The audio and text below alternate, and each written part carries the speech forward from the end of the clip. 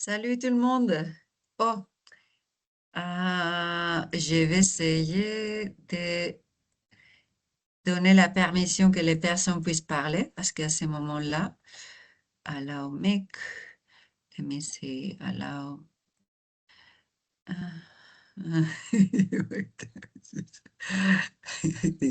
J'ai rien. La micro attendees. Allow mix. Now, allow camera for attendees, allow cameras. And then, ça va. Read AI. Okay, we can allow AI to come. Bonjour. Bonjour Carmen, ça va? Clément, ça va très bien. Bien réveillé? Bien réveillé.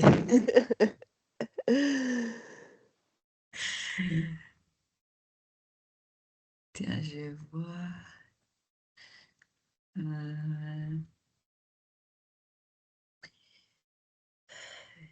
Ok, on peut se présenter peut-être au moment qu'on attend.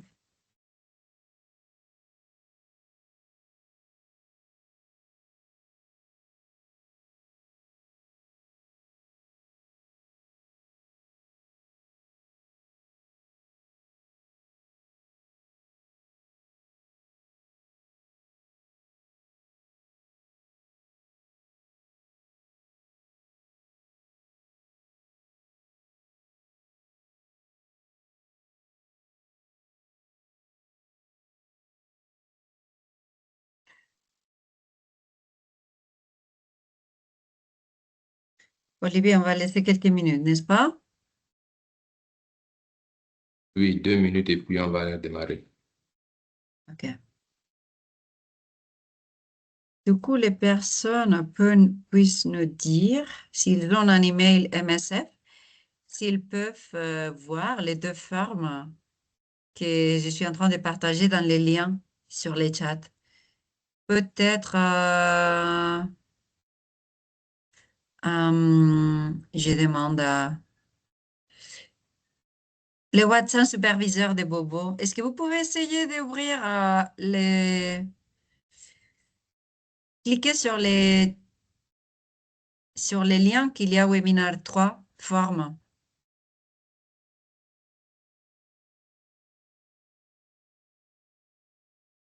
Verify. I'm going to remove this person.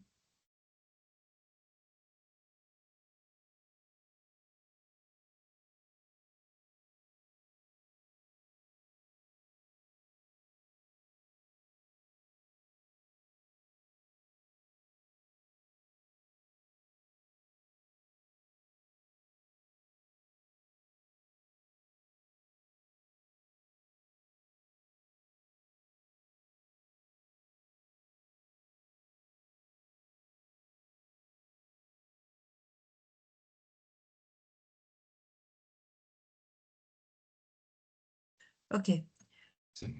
Donc, je crois que je peux commencer, Maïté, et je Oui. vois quelqu'un dit dans le lien, dans le chat que les liens fonctionnent, donc ça Génial. c'est bon.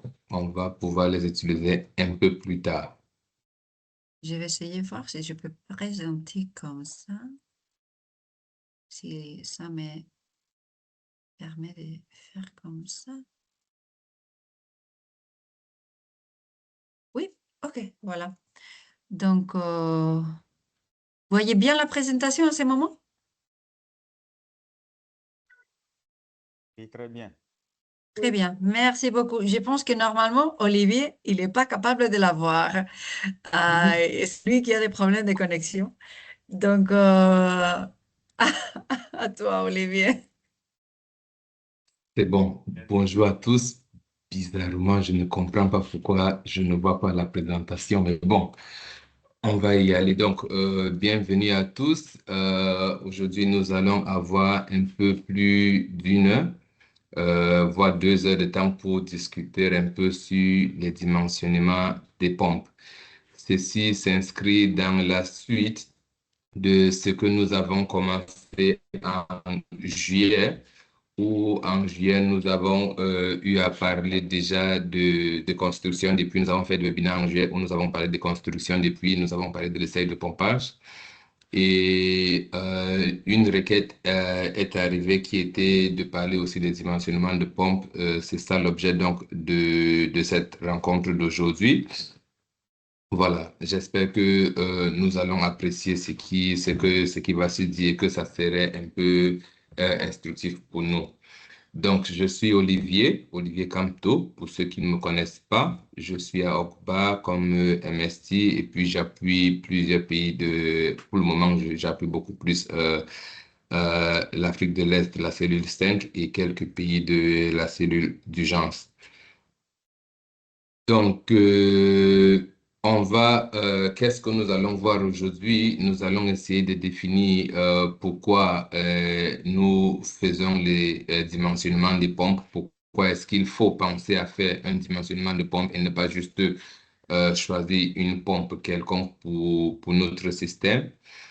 Quels sont les concepts clés que nous allons devoir prendre en considération pour dimensionner les pompes avec précision, j'insiste sur ce fait, mais aussi comment effectivement dimensionner la pompe en utilisant deux méthodes, une méthode manuelle qui est déjà pour s'assurer que nous comprenons un peu ces concepts que nous allons définir un peu plus tôt, mais aussi de voir un peu comment utiliser certains logiciels, certains outils que certains fabricants ont mis sur le marché pour faciliter cette activité.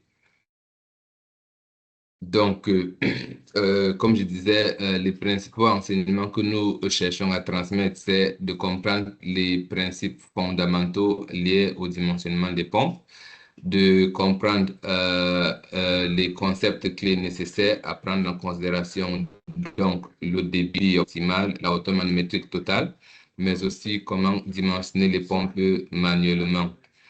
Et aussi utiliser, comme on a dit, les outils professionnels, donc le logiciel professionnel pour certains fabricants pour pouvoir effectuer ce travail. Donc, avant d'avancer, donc, je vais demander, quand on parle de dimensionnement des pompes, qu'est-ce que nous comprenons par dimensionnement de pompes? Vous pouvez utiliser le chat ou juste ouvrir le micro et dire ce qu'on comprend par dimensionnement de pompe, ou bien quelques mots clés qui nous viennent en esprit. J'en ai déjà parlé de quelques-uns.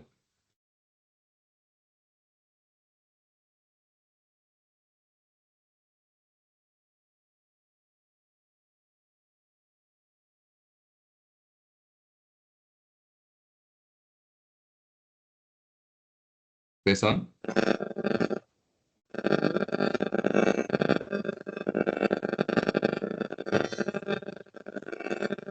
Alphonse, je pense que votre connexion ne marche pas très bien.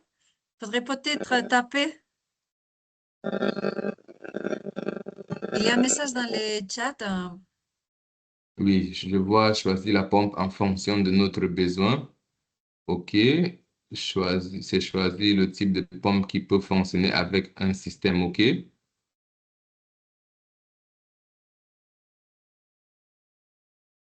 Si la Watson, vous pouvez aller.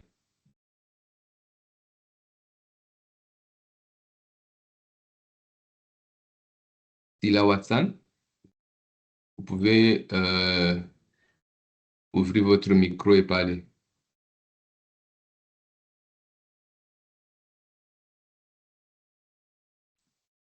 Oui, bonjour.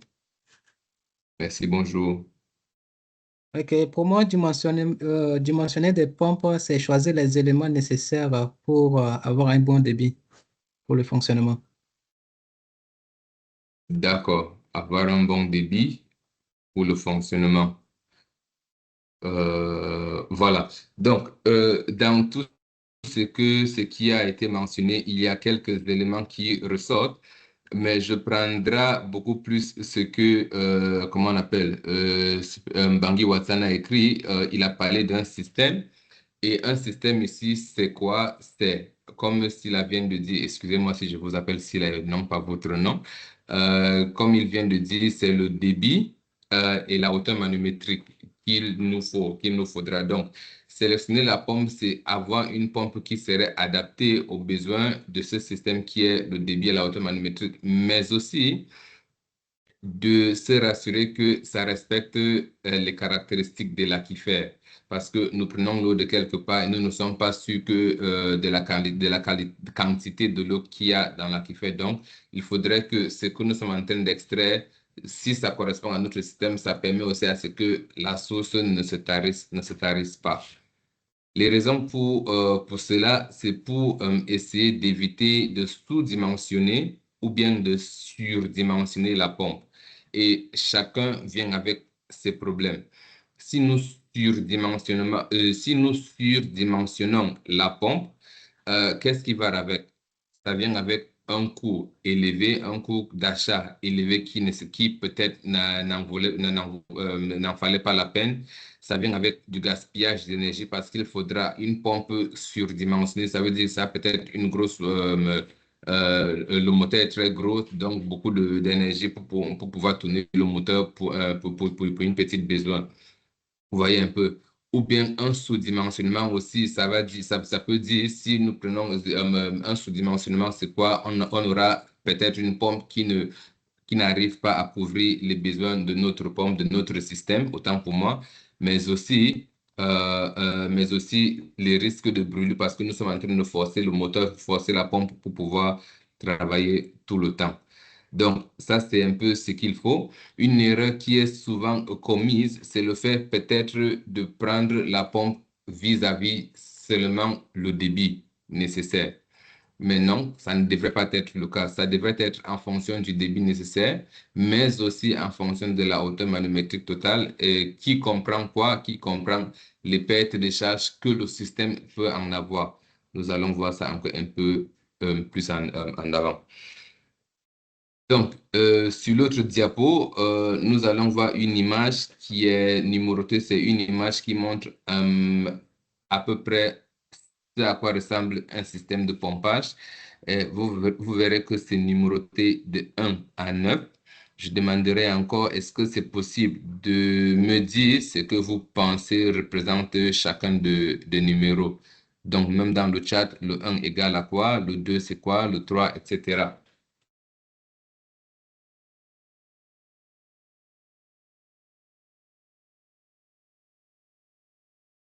Je peux donner le numéro 3 déjà, c'est déjà marqué, par exemple, c'est le niveau dynamique de l'eau. Donc, pour les autres, numéro 1, cote d'installation. De quoi? Numéro 1, aquifer.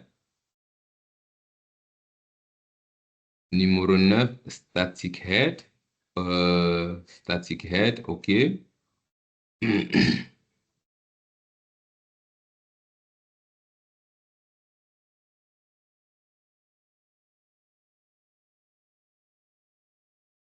Autre chose? Non.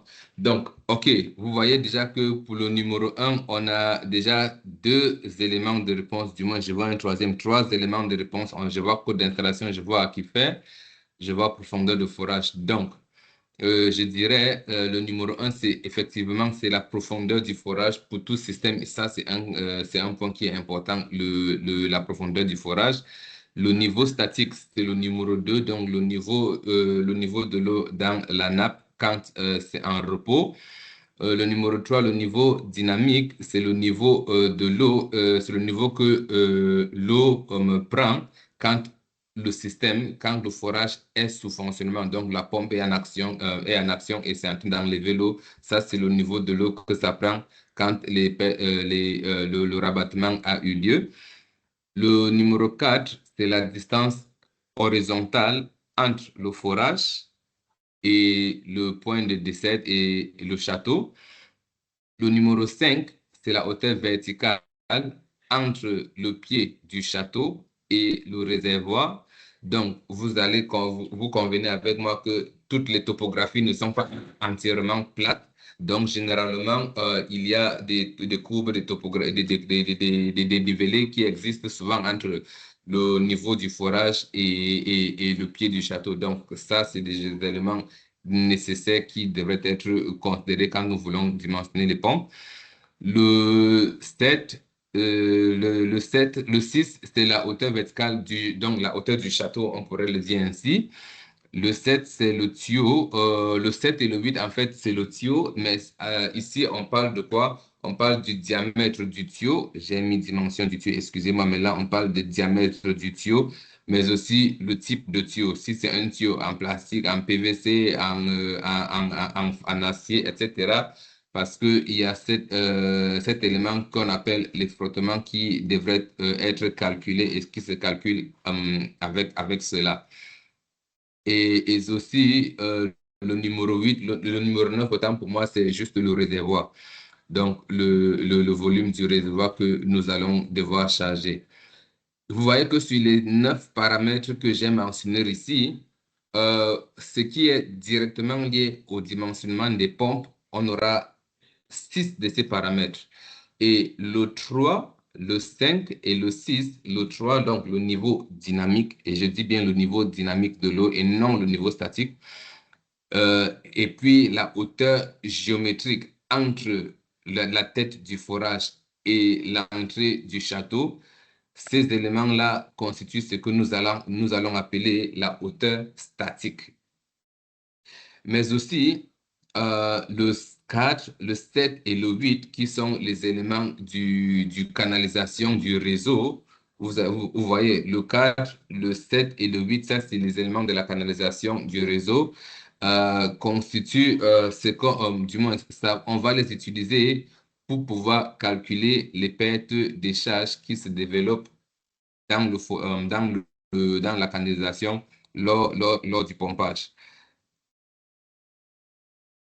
Voilà. Donc, pour les concepts clés, donc, je crois que c'est le prochain diapo. Pour les concepts clés, donc, on parle donc ici du rendement, du débit optimal. Ça, c'est le débit optimal que nous avons évoqué en juillet quand nous parlions de l'essai de pompage.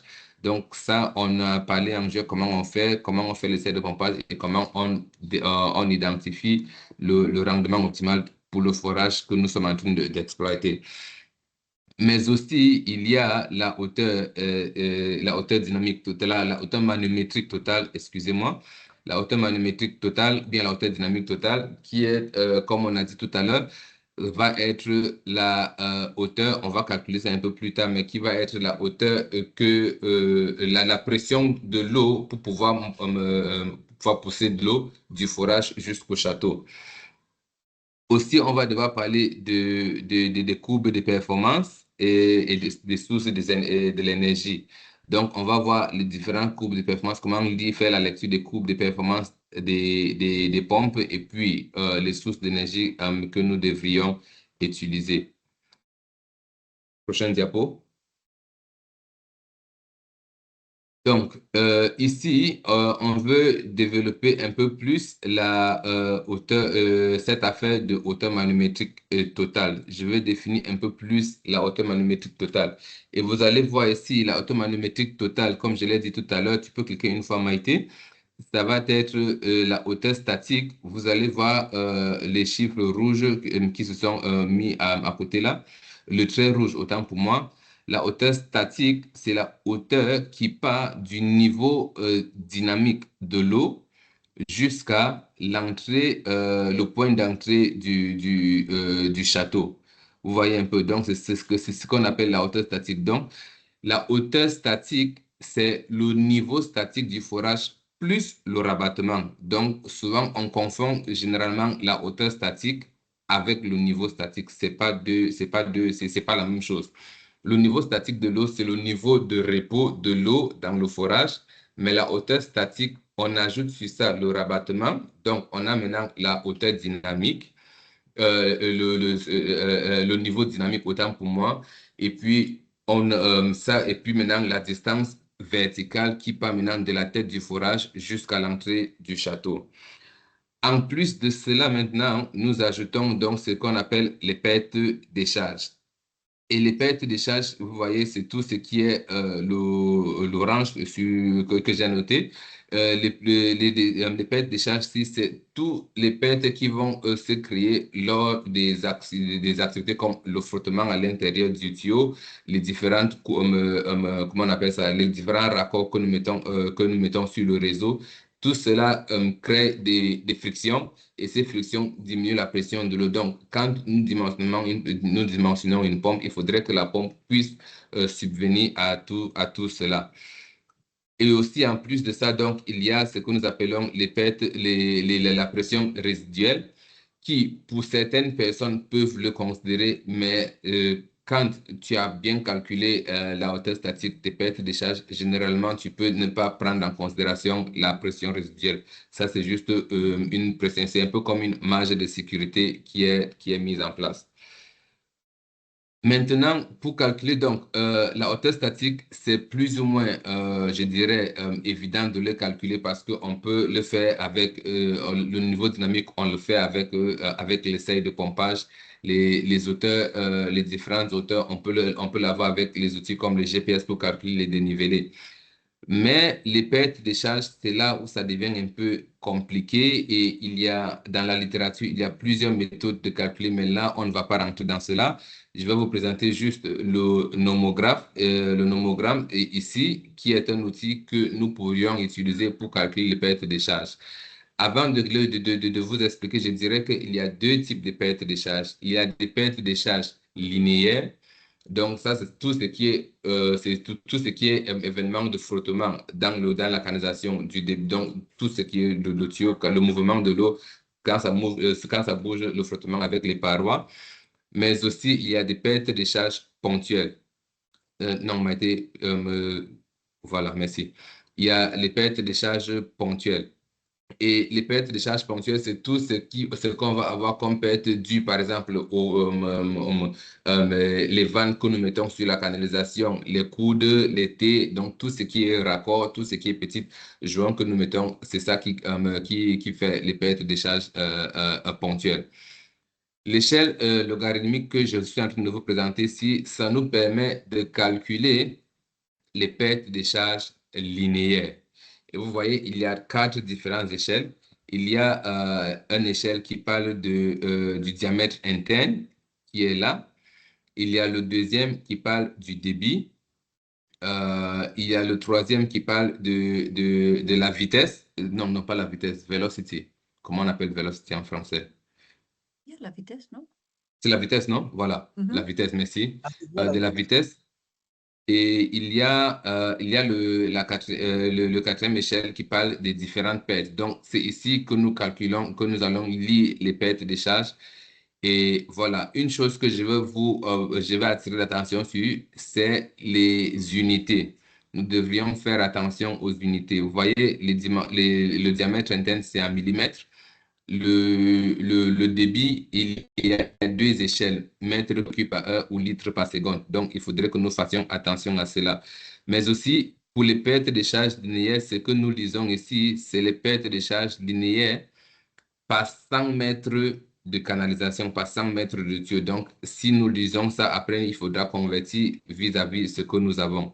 Donc, pour la lecture de cette échelle logarithmique, qu'est-ce qu'il faut? Il nous faut 2 paramètres. Il y a déjà un premier paramètre que nous, dès le début, c'est facile de l'avoir. C'est le débit du système, le débit que nous voulons utiliser pour l'autre système. Vous voyez. Donc, ça, c'est déjà un paramètre que nous connaissons. Et il faudra maintenant jouer avec les 2 autres paramètres qui doivent être le diamètre interne et la vitesse.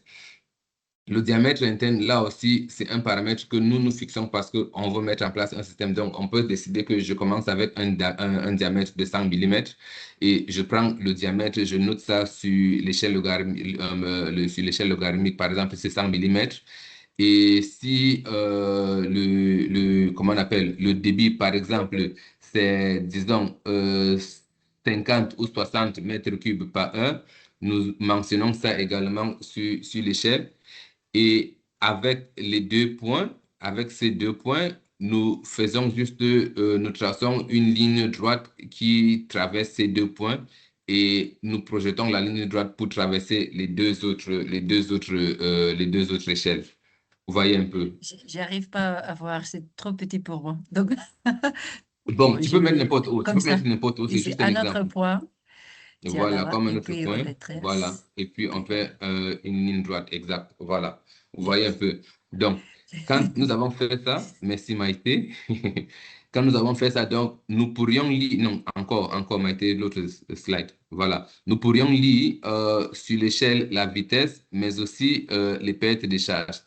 Et je veux juste attirer l'attention sur la vitesse. La vitesse, quand nous parlons de l'hydraulique de transport de l'eau dans les tuyaux, nous recommandons que les vitesses soient toujours entre 0,7 mètres par seconde et 3 mètres par seconde. 0,7, ça c'est pour éviter, les, comment on appelle, les dépôts lors de l'écoulement de l'eau, pour éviter s'il y a des dépôts, que ça ne se dépose dans la canalisation. Mais 3 aussi, c'est pour éviter que il y a trop d'érosion des parois dans le tuyau et éventuellement qui peut créer les phénomènes qu'on appelle par exemple le coup de bélier, pour ceux qui en connaissent. Certains d'entre nous, souvent, nous avons écouté dans l'eau qui coule dans les tuyaux de nos maisons et puis ça commence à faire un bruit de vibratoire que nous attendons. Ça, généralement, c'est le coup de bélier. C'est dû au fait que la vitesse de l'eau dans le tuyau souvent peut être trop élevée. Next slide. Voilà.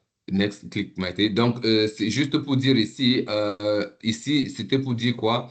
Le mouvement de l'eau, de l'eau dans notre système, ce que nous recherchons, c'est que nous cherchons une pompe qui va devoir transporter l'eau d'un niveau qui serait le niveau dynamique dans le forage jusqu'à un autre niveau qui est l'entrée de notre château, de notre réservoir qui est sur la surface.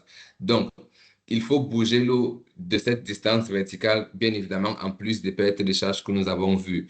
Pour dire quoi? S'il faut faire bouger l'eau sur 100 mètres, la pression qu'il nous faudra pour bouger l'eau sur 100 mètres ne serait pas la même chose qu'il nous faudra pour bouger l'eau sur 50 mètres. Donc, on aura besoin de moins de pression. Vous voyez un peu. En quelque sorte, quand nous parlons de transport d'eau, nous parlons beaucoup de la pression de l'eau dans le système. C'est ça dont nous allons utiliser, nous devrions évoquer pour parler du transport d'eau, la pression hydrostatique. Next slide. Voilà. Voilà. Donc, ici, on va essayer de faire le dimensionnement manuel de la pompe. Et là, je vais vous montrer 4 étapes pour essayer de dimensionner la pompe. Première étape, c'est l'étape d'identification des besoins. Et notre besoin ici, c'est quoi? C'est le débit, n'est-ce pas? Et comme j'ai dit tout à l'heure, en juin, nous avons parlé du débit optimal que nous pourrons extraire du forage. Il faudra toujours faire attention avec le débit que nous pourrions extraire vis-à-vis le débit dont nous avons besoin pour notre besoin, pour notre système. Souvent, ce n'est pas la même chose. Donc, on doit toujours chercher la corrélation entre ces deux-là.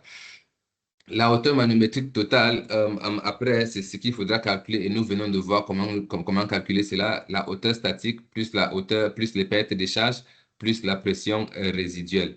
Vous voyez un peu. Donc, comme j'ai dit, la pression résiduelle, souvent, on peut l'ignorer, mais ce qui est important, c'est la hauteur statique et puis les pertes de charge. Ensuite de cela, maintenant, il faudra utiliser les courbes de performance des pompes pour pouvoir identifier la pompe, n'est-ce pas? Et une fois que nous avons les différentes courbes de performance, nous devrions essayer maintenant de chercher ce que nous appelons le point optimal, le point de fonctionnement optimal, the best efficiency point. Vous voyez un peu. Donc, ici à droite, nous avons un exemple typique de comment devrait se présenter, comment on appelle, les courbes de performance des fabricants. Ici, c'est pour une pompe Grundfos SQ5, n'est-ce pas? Vous voyez qu'il y a la courbe du haut et la courbe du bas. Et nous allons commencer par la courbe du bas. La courbe du bas, j'ai parlé tout à l'heure, il faut chercher le point de fonctionnement optimal. La courbe comment dirais-je, qui est infléchie, la première courbe en haut, c'est ça qui parle voilà, cette courbe-là, c'est ça qui nous donne l'efficacité des différents moteurs de pompe. Donc, pour cette pompe-ci, vous voyez que son rendement serait optimal ou vous voyez le pic quelque part là en haut. Vous voyez un peu. Donc, ce que nous devrions faire lors du dimensionnement manuel, c'est que nous identifions le rendement optimal et puis nous voyons est-ce que notre système, le débit de notre système est égal au débit du rendement optimal ou est-ce que c'est aussi proche de ces débits. Généralement, en ingénierie, nous allons recommander que ce soit toujours, nous prenons toujours une marge de 10 à 20% de ces débits. Donc, si nous avons donc ces débits optimal ici et nous sommes à 10% plus ou 10% moins, on peut utiliser cette pompe, on peut considérer cette pompe. Mais si nous sommes à 50% de moins, par exemple ici, ça ne serait pas très bien. Donc, quand nous avons donc identifié le rendement optimal et le débit en conséquent, ce qu'il faudra faire maintenant, c'est que sur la courbe du haut, la courbe plus haut, il y a l'échelle, vous voyez que c'est l'échelle du débit et à côté, il y a l'échelle de la hauteur. Ici, c'est la hauteur manométrique totale également. Vous voyez un peu, donc, considérant la hauteur géométrique et puis les pertes de charge. Voilà. Donc, nous essayons donc ici de trouver notre système. Donc, si notre système, par exemple, notre hauteur manométrique totale, par exemple, était de 70 mètres, par exemple, nous allons chercher donc 70 mètres sur cette courbe. Et si notre débit optimal que nous cherchons était de 5 mètres cubes par heure, nous allons tracer donc 70 et 5 mètres cubes. Ça va nous donner un point quelque part là au milieu. Je ne sais pas si Maïté, tu peux nous indiquer un peu ce point ou bien un De la point façon que quelconque. je partage, je peux pas parce que je n'arrive pas C'est à pas. voir les Ah, ok, ok. numéros. Désolée, ça c'était pour avant. Tiens, je l'enlève, non? Si vous Donc, me guidez, parce c'est un que peu j'arrive cela. pas à Donc, voir les ce que je disais, numéros. donc, c'est qu'on prend la hauteur manométrique et puis on prend le débit et puis Je pense que c'était par là. dès où les deux se croisent,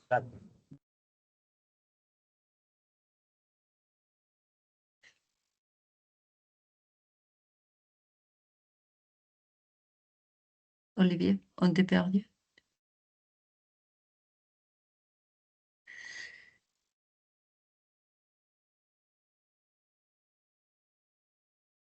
Je pense qu'on a allô, perdu. Ok, oui, maintenant on t'écoute.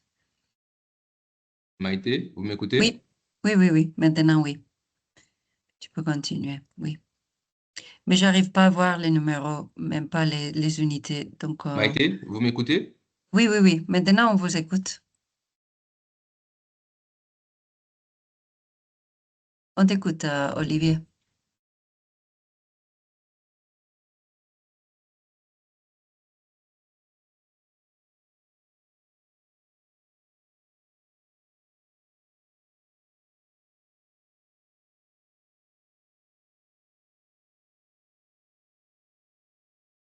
Je pense qu'on a perdu Olivier à un moment.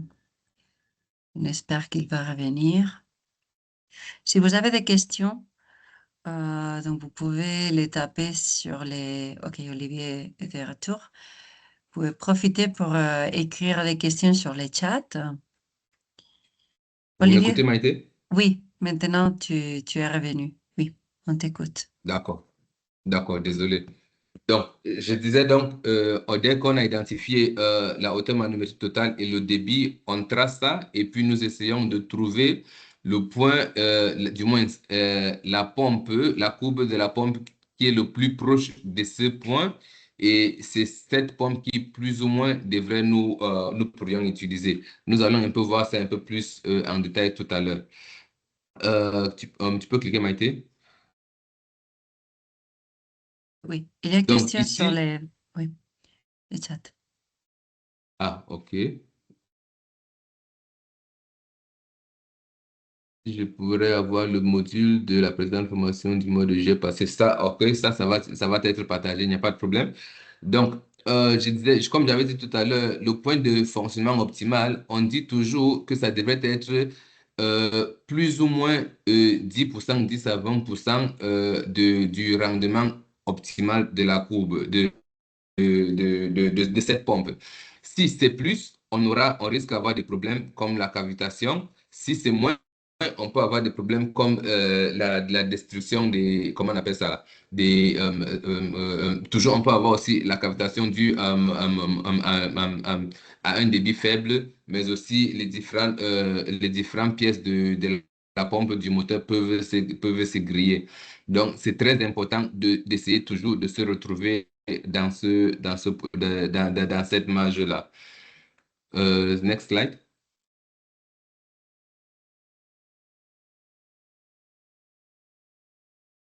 Voilà.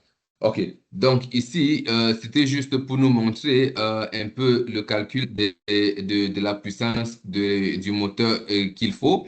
Et comme tout à l'heure, j'ai dit, c'est lié à la pression.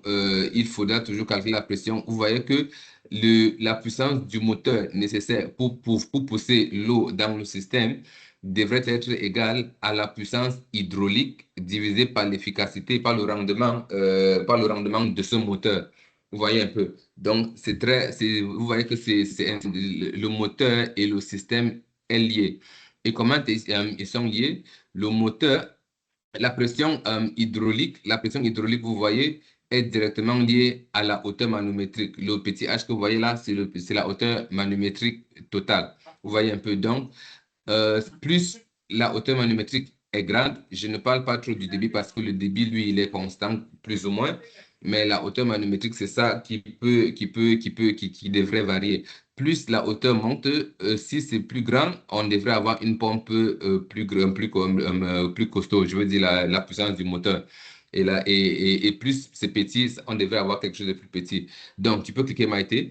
Vous verrez que donc, la pression hydrostatique dont je parlais tout à l'heure, si vous voyez, c'est la densité de l'eau, c'est l'accélération due à la gravité, à la pesanteur, et puis et cette hauteur manométrique. Pour dire, tous ces éléments sont nécessaires pour pouvoir calculer le moteur de la pompe. Donc, si nous devrions faire ce calcul, faire ce travail manuellement, nous avons une idée de comment ça devrait se passer. Peut cliquer. Voilà. Ici, c'est juste pour pour montrer sur plusieurs pompes, vous allez voir que les pompes sont, du moins, il y a la partie moteur qui est cette partie qui est très lisse de la pompe et cette partie qui est un peu annulée, un peu rugueux. Et ça, c'est ici que effectivement le travail de rehaussement de l'eau se passe. Donc, à l'intérieur, si on ouvre ici, pour ceux qui ont déjà vu, ils vont voir que les pompes centrifuges, ils ont ces rotules comme ça à l'intérieur. Et c'est plus vous voyez qu'il y a beaucoup de ces rotules, plus ça veut dire l'eau, ça augmente la hauteur manométrique de l'eau, vous voyez un peu. Donc, c'était juste pour signaler que si vous voyez les pompes avec peut-être 10, 12, 20 comme ça, généralement, tel que c'est fabriqué, un peut, par exemple, faire rehausser le peut-être de 5 mètres ou bien de 10 mètres. Si c'est de 5 mètres, ça veut dire, si tu veux mettre, si c'est de 10 mètres, par exemple, ça veut dire si tu as besoin de pousser l'eau sur 60 mètres, tu auras besoin d'une pompe qui a minimum 10 de ces rotules à l'intérieur là. Et ça, c'est facilement vérifiable lors de l'achat. C'était juste pour mentionner cela. Next slide. Voilà. Donc, ça, c'était donc le principe qu'il fallait savoir pour faire le dimensionnement manuel. Tout à l'heure, on va faire un petit exercice et j'espère qu'on comprendra. Maintenant, si nous voulions utiliser pour les logiciels, c'est un peu plus facile parce que, comme vous avez vu, il faut, lors de dimensionnement manuel, nous faisons des approximations pour ce qui est des calculs des pertes et des charges. Vous voyez un peu. Et aussi, pour faire la lecture des différentes coupes, souvent, ce n'est pas évident aidant parce que tu vas prendre quelqu'un comme Grundfos, par exemple, il a tout un catalogue de pompes qui est de cette taille. Vous voyez un peu qui est aussi costaud, donc ça devient très compliqué souvent déjà de tomber directement sur la marge ou bien la gamme de pompes qui pourrait être bénéfique pour nous. Vous voyez un peu. Donc, avec le système que les fabricants ont mis en place, ça facilite comment on appelle ça là, le calcul des pertes et des charges, mais aussi ça facilite aussi la lecture des courbes de performance. Et puis, ça nous propose directement ce qui est les pompes qui sont très proches déjà de notre système que nous aurions introduit voilà. Donc, aussi, ça prend en compte les paramètres spécifiques des différents sites. Et je prends le cas, par exemple, si nous voulons entrer dans le solaire, par exemple, si nous voulons faire le dimensionnement des pompes solaires. Et comme j'ai dit tout à l'heure, ça facilite aussi la vérification de plusieurs scénarios. Donc, on peut faire rapidement d'une option à l'autre pour tester, pour voir comment chaque système va fonctionner. Et voilà. Néanmoins, il faut faire attention, c'est que si nous introduisons des données qui sont fausses, on va avoir des résultats qui sont fausses. Donc, c'est très important de toujours de bien connaître comment faire pour avoir le niveau dynamique, pour avoir la hauteur géométrique, pour avoir comment on appelle, les diamètres de tuyaux, etc. Tout ça, c'est des éléments qu'il faudrait que nous introduisons dans le système pour que le système puisse nous renseigner proprement dit. Mais aussi, si nous nous focalisons seulement sur le calcul avec les logiciels, ça peut nous donner une confiance, soi-disant, et que voilà, on voit seulement ce que le logiciel fait, mais on ne comprend pas exactement les principes de base. Et c'est pour cela que nous avons commencé par ce système manuel avant de procéder au logiciel. Suivant. Pour ça, on va donc parler maintenant on va regarder quelques considérations liées à l'énergie solaire. Et juste pour nous dire que je prends l'énergie solaire parce que vis-à-vis, par exemple, les groupes électrogènes que nous utilisons, l'énergie solaire, ça ne serait pas standard. L'énergie solaire varie en fonction de la journée. Vous voyez, donc en fonction du temps, la quantité d'énergie que nous pourrions récupérer du soleil varie. Donc, tout cela est lié à l'emplacement où nous nous trouvons sur la Terre, où la période de l'année, la période de la journée également, mais aussi des couvertures nuageuses. Si nous sommes dans un endroit très couvert où il y a trop de couvertures nuageuses, ça pourrait nous compliquer un peu l'énergie solaire. C'est pour dire l'énergie solaire, par exemple, ce n'est pas, ça ne marchera pas dans tous les contextes. Les contextes où on a peut-être seulement 2, 3, 4 heures de soleil par jour, ça devient compliqué. Mais on ne parle pas de la durée du soleil. On parle de l'ensoleillement, de l'irradiation liée à l'ensoleillement. Et en fonction des endroits, en fonction des lieux, c'est déjà, il y a beaucoup des études qui ont été faites sur ça, il y a beaucoup de bases de données qui ont été faites sur ça, qui nous donnent déjà ce que nous appelons l'ensoleillement maximal de cet emplacement. Vous voyez un peu. Et l'ensoleillement de Douala, par exemple, où je suis, peut être de 5 heures. Donc, ça, c'est la période, comme vous voyez sur la courbe là, la période où on tend vers le maximum d'irradiation.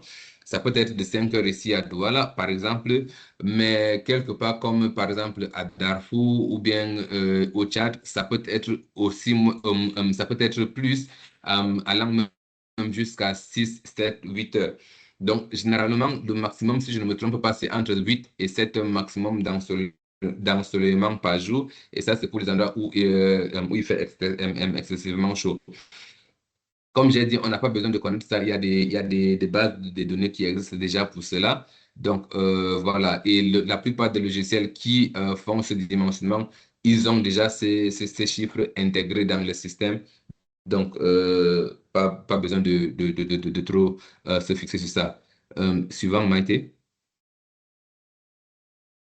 Voilà. Aussi, comme je disais tout à l'heure, donc, pour pouvoir capter le maximum de l'énergie qui vient du soleil, il serait judicieux de connaître comment orienter nos différents panneaux.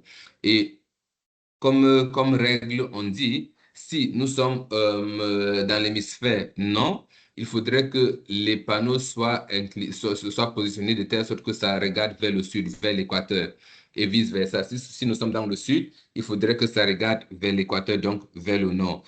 Pour dire, quand nous sommes en train de vouloir installer nos panneaux, il nous faudrait donc, comment on appelle ça, des inclinomètres, quelque chose comme ça là, pour déjà incliner les panneaux et puis identifier l'orientation qu'il faudrait suivre. Également, l'angle d'inclinaison du panneau, parce qu'on ne va pas mettre les panneaux à 180 degrés aussi plat. L'angle d'inclinaison doit toujours être égal à la latitude d'où nous nous trouvons. Vous voyez un peu. Donc, ça, c'est aussi d'autres concepts clés qu'il faudrait prendre en considération. La latitude où nous nous trouvons. Mais on dit, si nous sommes dans une latitude inférieure à 15, du moins, nous sommes vers l'équateur, l'équateur comme moi au Cameroun actuellement, il faudrait toujours incliner, fixer le panneau à 15 degrés. 15 degrés, ceci permet nettoyage des panneaux. Vous voyez un peu. Suivant, Maïté. Voilà. Ici aussi, c'est quelque chose qu'il faudra toujours prendre en considération quand nous voulons dimensionner aussi avec le soleil, c'est les différents types de panneaux solaires qui existent. Et je mets ceci, c'est parce qu'il y a les panneaux solaires, il y a de cela 10 ans, 15 ans, 20 ans, quand on commençait, les panneaux solaires coûtaient énormément cher. Aujourd'hui, nous en avons beaucoup de partout dans le monde. Et presque partout où nous allons trouver les panneaux solaires. Ici, donc, je veux juste attirer le fait des 5 principaux éléments qui sont clés que nous devrions utiliser quand nous voulons calculer le générateur solaire. Ici, on parle de la puissance maximale de ce panneau, de la puissance maximale du panneau, le courant maximal qui passe, la tension maximale, le courant de court-circuit et la tension aussi de court-circuit. Vous voyez un peu. Donc, tous des panneaux solaires normalement qui sont fabriqués, ils doivent avoir au moins ces 5 éléments écrits sur les fiches signalétiques de ces panneaux. Au moins. Il y a d'autres paramètres, mais ça, c'est les 5 paramètres les plus essentiels qu'il nous faudra. Mais aussi, comme avec beaucoup de produits, il y a ce qui est fabriqué, ce qui respecte les normes de fabrication et d'autres qui ne respectent pas les normes. Donc, il faut toujours vérifier que les panneaux solaires que nous voulons, qu'ils aient ce sticker qui disent qu'ils ont été certifiés. Vous voyez un peu, il faudrait qu'ils aient ces affiches pour dire qu'ils ont été certifiés. Et s'ils ont ces affiches, vous pouvez donc prendre maintenant le numéro de certification qui est là. Vous voyez un peu. Et puis, ça serait possible de les vérifier. Et j'ai mis là 2 sites web où, si jamais ça vous est intéressé, déjà, si vous prenez un panneau et que vous ne trouvez pas l'étiquette signalant que ça a été certifié, nous conseillerons, autant pour moi, de ne pas utiliser ces panneaux parce que ces panneaux risquent de ne pas durer dans le temps. Et quand vous prenez donc ce numéro, vous pouvez rentrer dans ces bases de données, vous allez introduire le numéro et puis ça va vous indiquer si jamais ces panneaux ont effectivement été certifiés. Aussi, donc, pour ajouter, donc, pour les dimensionnements solaires, tout à l'heure, on parlait de mètres cubes donc, on était en train de dimensionner par rapport à nos besoins de mètres cubes par heure. Mais quand nous prenons le soleil, nous allons faire le mètre cube par jour. Et ça s'explique simplement. Tout à l'heure, j'ai dit, le soleil, l'énergie solaire, ça varie au fil du temps. Vous voyez un peu. Donc, puisque ça varie au fil du temps, ça serait compliqué d'avoir un même débit du matin jusqu'au soir. Ce n'est pas compliqué, c'est impossible. Vous voyez un peu. Donc, là, maintenant, on doit prendre en considération le fait que nous voulons un débit maximal pour ce jour. Et puis, avec cela, quand on a le débit maximal pour le jour, on va dimensionner maintenant le système pour pouvoir nous donner ce volume. Autant que moi, j'ai parlé de débit, j'allais dire volume. Suivant, Maïté. Donc, Ici, donc, comme je disais, on a deux systèmes, on a deux, ça, Grundfos et Lorenz, ça, c'est les deux fabricants, ça, c'est les deux marques de pompes que nous recommandons actuellement à MSF Okuba. Et voilà, ils ont leur système de dimensionnement. Pour Grundfos, ils ont ce système de dimensionnement en ligne que vous voyez là, j'ai mis le lien. Et pour Lorenz, ils ont ce système qui est un système standalone. Donc, tu peux télécharger le système et tu travailles.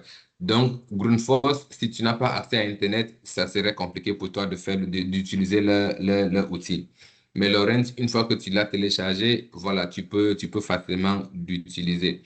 J'ai dit bien, ça c'est Grundfos et Lorenz, ça c'est ce que nous nous recommandons. Il y a d'autres fabricants qui ont aussi leur système. Davis and Shetley ou bien Deliv actuellement du Kenya, eux aussi, ils en ont aussi leur système. Pedrolo, ils en ont. Francis, ils en ont. Donc, ça, c'est pour d'autres fabricants, ils ont aussi leur système, mais pour le moment, nous, à Okba, nous recommandons Grundfos et Lorenz. Donc, avec ceci, donc, on va faire un petit exercice. On va faire, je ne sais pas s'il y a des questions d'abord. De Olivier, tu veux manière donner 2 simple. secondes, 2 minutes pour les personnes aller vite fait aux toilettes ou quelque chose avant de faire l'exercice ou Ça marche. comment? Ça marche, il n'y a pas de problème. Là, je lis les questions qui sont sur le chat. Ok, C'est donc bon, si vous donc voulez, dans 2 oui, minutes, 3 minutes, et puis c'est bon. 2 minutes. Maintenant, pour moi, c'est midi 53. On peut dire qu'à midi 56, on reprenne. Si comme ça, les personnes peuvent donc regarder l'exemple s'ils veulent, mais aussi aller un moment à la toilette ou quelque chose qu'ils doivent faire. Bien? Merci, Maïté.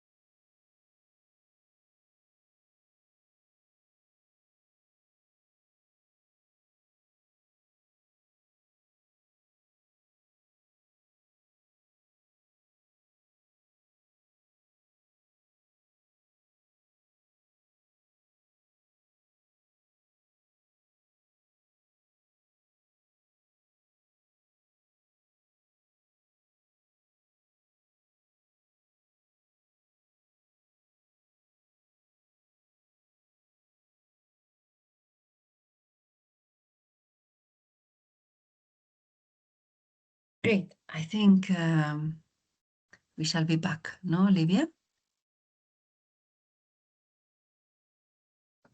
Yes.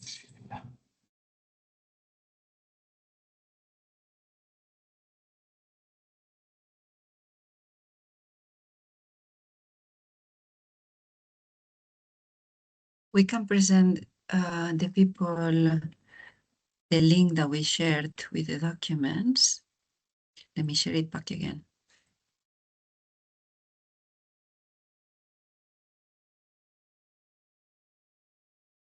Alors, si nous sommes rentrés, on peut juste peut-être faire un signe pour que nous sachions que nous sommes là et que nous pouvons avancer.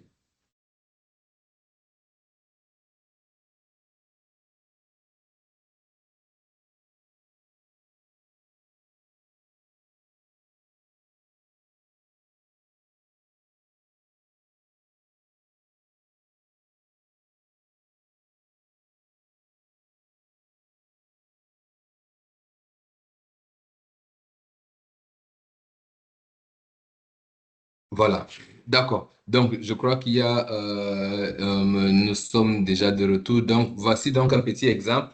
Et ici, je dirais, j'ai demandé, on va essayer d'ignorer la pression résiduelle et puis on va considérer 10% pour les pertes de charge ponctuelles et un système donc le débit que nous recherchons, c'est 30 mètres cubes par heure. À côté, il y a ce petit chemin. Je crois beaucoup d'entre vous qui ont eu à travailler avec moi et avec d'autres collègues, j'ai eu à partager ces fichiers avec vous et probablement vous avez toujours dit que mais ce monsieur, il demande toujours beaucoup d'informations. C'est juste pour faire comprendre que tout ça, c'est des informations qui sont nécessaires pour le dimensionnement de pommes comme nous avons vu. Est-ce que ça serait donc possible d'utiliser ces informations que nous avons et d'essayer de calculer d'abord la hauteur statique, puis les pertes de charge, puis la hauteur manométrique totale et d'essayer comment on appelle, d'identifier la pompe probable qui pourrait fonctionner pour ce système. Pour cela, je crois dans le lien qui a été partagé, Forms, Webinatry, il y a l'échelle logarithmique qui vous a été envoyée. Il y a également quelques courbes de performance des pompes qui vous ont aussi été envoyées pour que vous utilisez pour les pertes de charge et pour les choix de pompes. Donc, on a, disons, 2 minutes pour nous dire la hauteur statique, quelques 2 minutes encore plus tard, les pertes de charge et puis ainsi de suite. Donc, je vous laisse la parole et on peut écrire dans le chat ou bien quelqu'un peut nous, s'il se sent à l'aise de parler, quelqu'un peut prendre la parole pour dire comment il compte trouver la hauteur statique.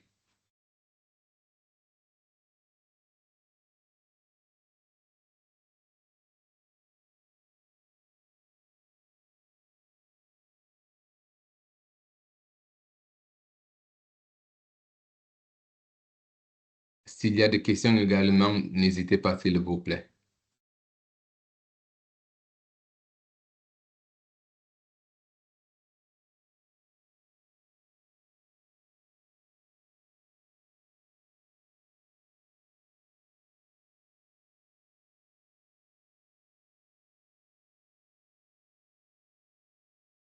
OK. On a eu la première réponse, hauteur statique 290 mètres.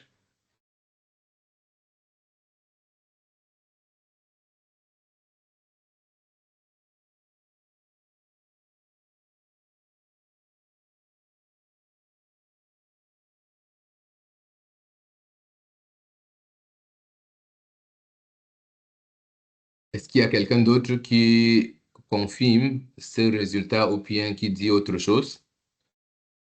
Denza aussi, tu pourras aussi nous dire pourquoi tu as pris hauteur statique de 2,90, si ça ne vous dérange pas.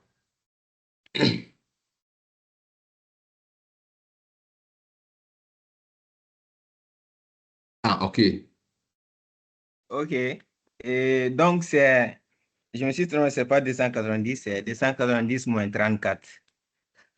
290 moins 34, d'accord. Exactement, c'est ça la hauteur statique. Parce que c'est OK. le niveau de l'eau quand la pompe n'est pas en fonctionnement. Mhm. Donc, et ce que nous voyons au milieu, donc là où il y a un petit cône où l'eau descend un peu vers le milieu, donc ça c'est le niveau dynamique. Ça, on ne va pas prendre parce qu'on parle de la hauteur statique. Donc, c'est les 290 mètres que nous avons moins 34. Donc, ça va nous donner la hauteur statique. D'accord. Oui, OK. merci. Merci beaucoup, Dwenza. Excusez-moi pour les noms, mais bon, voilà. J'espère que vous comprenez. Oui, oui, Euh, effectivement, c'est ça. mhm. Ok, donc, je vois donc 290 moins 34, je vois 152, je vois 64, je vois 98. Voilà. Donc, ça devient intéressant parce que j'aime qu'on ait plusieurs réponses différentes. Comme ça, là, on va pouvoir expliquer. Malheureusement, la réponse que je dirais, ça va être le 64. Ça va être le 64. Et qu'est-ce qu'on a dit? Déjà, par rapport à ce que Dwenza disait, la hauteur statique, il n'est pas lié à la hauteur, au niveau statique de l'eau. Il faudrait que nous essayions de dissocier ces deux concepts. Le mot statique peut prêter à confusion. La hauteur statique n'est pas le niveau statique de l'eau. Le niveau statique de l'eau, c'est le niveau de l'eau en repos dans le forage.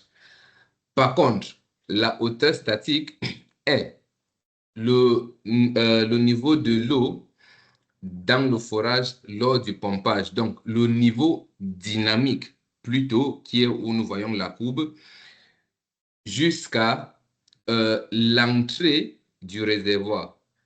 Vous voyez, c'est la hauteur dynamique de l'eau à partir du niveau dynamique de l'eau jusqu'à l'entrée du réservoir. Et qu'est-ce que cela représente? Cela représente la hauteur que la pompe devrait pousser l'eau pour entrer dans le réservoir. Vous voyez un peu. Donc, tout la pompe, c'est pourquoi? C'est pour que l'eau puisse bouger de quelque part dans le forage.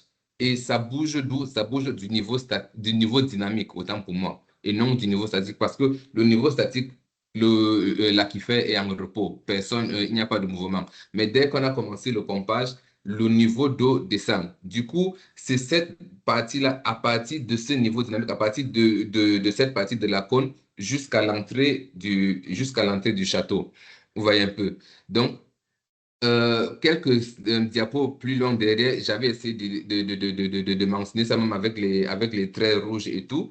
Et c'est cela. Donc, ici, comme on a eu une réponse de Carmen, il y a le niveau dynamique autant pour moi qui est de 52 mètres, plus la hauteur à partir du forage jusqu'à l'entrée du château, ce qui est donné ici comme 12 mètres. Vous voyez un peu. Donc, c'est ça effectivement la hauteur statique. Est-ce que ça c'est compris?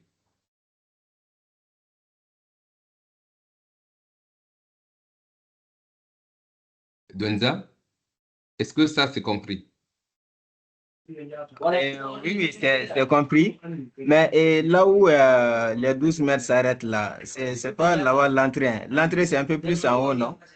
Bon, ça c'est juste le schéma. Et on va essayer de ne pas prendre ces langues, mais ça c'est juste l'entrée. C'est pour ça que Ah, j'ai annoté donc. Mais l'entrée normalement devrait être plus en haut. C'est juste le schéma qui n'a ah, pas été bien d'accord. fait. Mhm. D'accord, c'est bien Voyez un noté. peu. Voyez un peu. Oui, Donc, merci. c'était nécessaire que je mentionne toutes ces informations parce qu'il y a 290, ça c'est la profondeur du forage. Et vous voyez aussi, la pompe, il est calé à 200 mètres. Vous voyez un peu, ça c'était les informations qui existent, mais pour le moment, jouent un autre rôle. Et ça, le rôle là, c'était pour le calage de la pompe que nous avions vu un peu en juillet lors de l'autre webinaire. Donc, nous avons donc la hauteur statique. Est-ce que nous pouvons essayer donc de chercher à avoir les pertes des charges?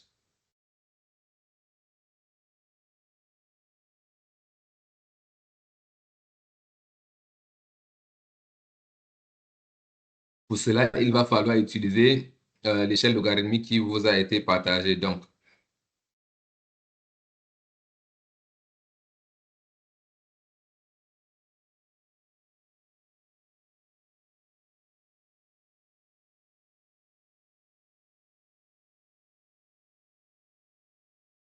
juste pour savoir que nous sommes ensemble, est-ce que nous sommes en train de regarder l'échelle logarithmique? Est-ce que c'est bon? quels sont les éléments qu'il faudrait pour pouvoir lire l'échelle de logarithmique? OK, je vois un thumbs up. Quels sont les éléments qu'il nous faudra pour pouvoir lire?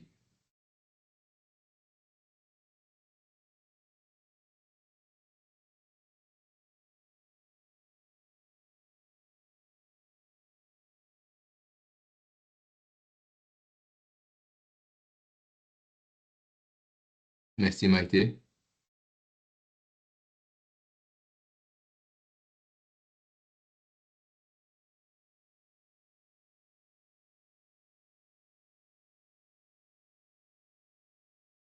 L'exercice nous a déjà donné 30 mètres cubes par heure. Voilà, on a besoin du diamètre interne du tuyau. OK. Et l'exercice aussi nous a donné le diamètre interne du tuyau. Et donc, le diamètre, c'était de 30. Sorry, le débit était de 30 mètres cubes heure. Le diamètre du tuyau, on a dit ici, c'est 100 millimètres, n'est-ce pas? Donc, est-ce que nous pouvons donc faire le calcul des pertes de charge?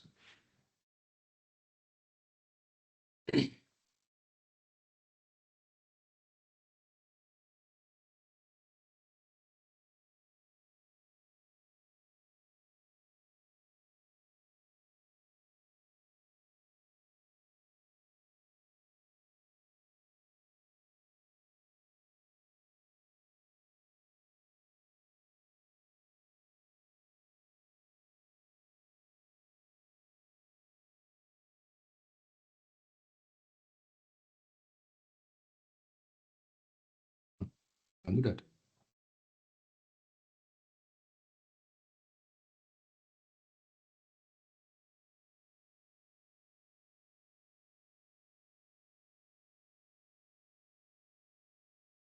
Ça avance?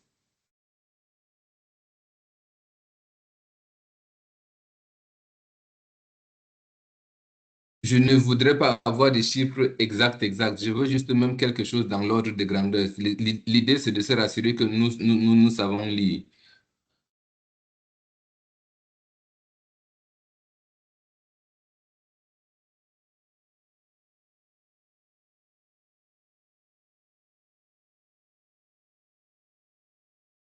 OK, je vois quelqu'un qui a mis 1,3. OK.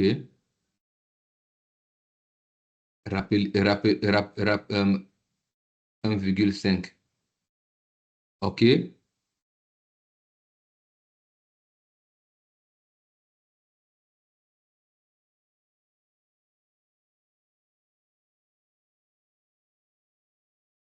1,3, 1,5, 1,5. Alors, les amis, c'est vrai, les unités, c'est un peu important, n'est-ce pas?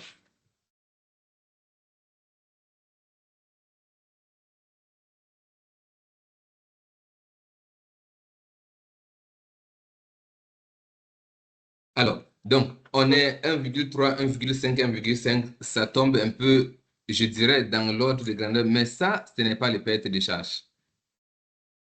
N'est-ce pas? Je ne suis pas, je vais un peu ne pas être d'avis avec vous sur cela. Vous avez lu, mais ça, c'est 1,3 ou 1,5 mètres par 100 mètres.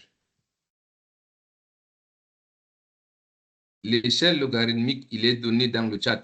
Clotaire, un peu plus haut, m'a été écrit, je le remets ici, paste. Et puis, voilà.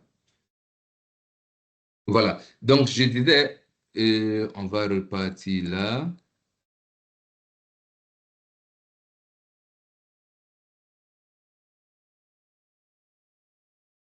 Voilà. Nous sommes en train de voir l'échelle logarithmique, n'est-ce pas? Non, je ne pense pas qu'il le voit, non? Ah, ok, c'est moi seul qui vois donc. Parce que j'étais en train de cliquer, j'ai cliqué ici, là, je voyais que ça bougeait, je ne savais pas que. Ok, c'est bon. Est-ce que Je tu peux peux montrer partager, je peux l'échelle? Tu peux arrêter de partager l'échelle, partager. Maïté. Oui.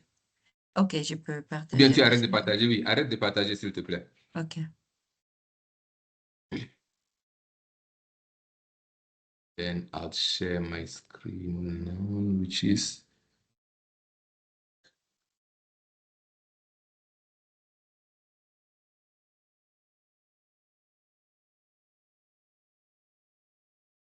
J'écris le-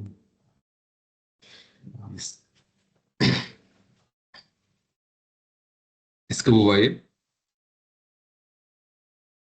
Oui, OK. Donc, peu, peu, peu, peu, peu.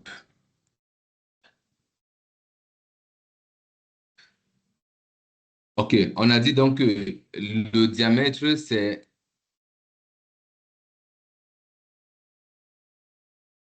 100 mm, n'est-ce pas? Voilà notre diamètre.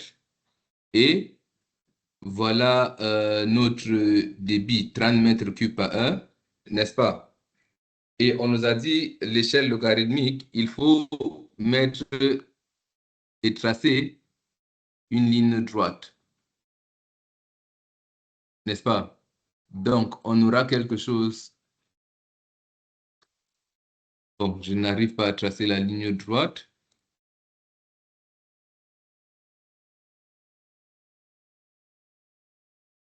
Oops, what's happening?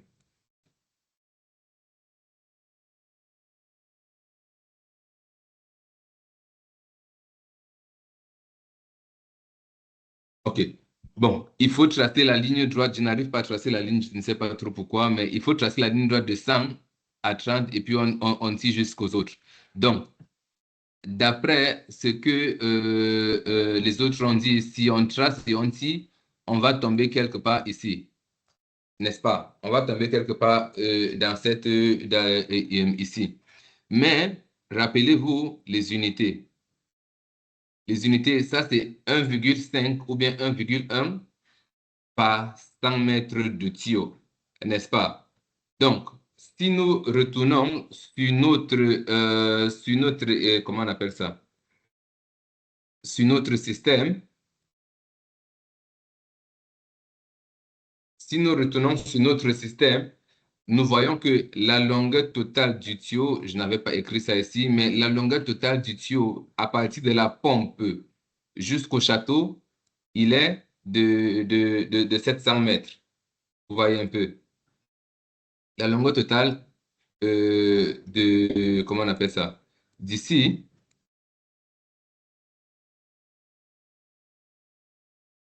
oh, sorry, il est de 700 mètres. Vous voyez? Donc, il faut convertir les 1,5 ou 1,3 mètres par 100 mètres à 700 mètres. On se comprend? Donc, est-ce que nous pouvons faire ça donc?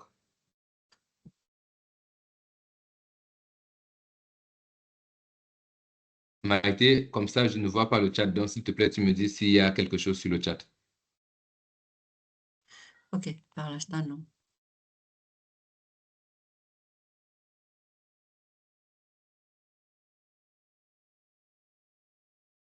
Clotaire, c'est OK avec, avec l'échelle logarithmique?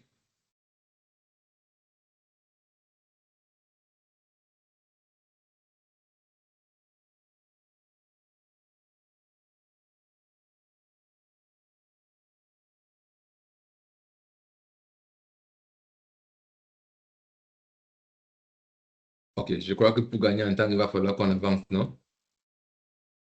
Oui, je pense. Voilà. Donc, vous allez voir ici, je l'ai calculé ainsi.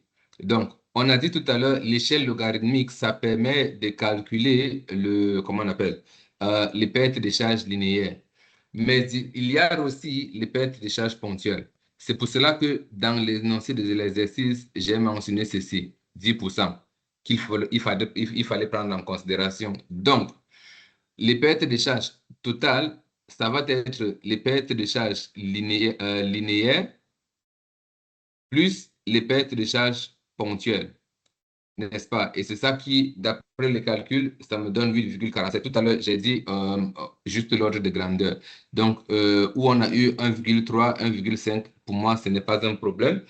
Et voilà, je suis parti avec 1,1. Il y avait juste un petit bobo avec l'échelle logarithmique que je vous ai donné, où c'est écrit métallique et plastique, il fallait inverser. Donc, c'est pour cela probablement que vous avez 1,5, 1,3 et moi, j'ai plutôt 1,1. Donc, c'est comme ça. Donc, voilà comment on calcule les pertes de charge. Est-ce que vous êtes OK avec cela ou bien vous voudrez que j'explique encore?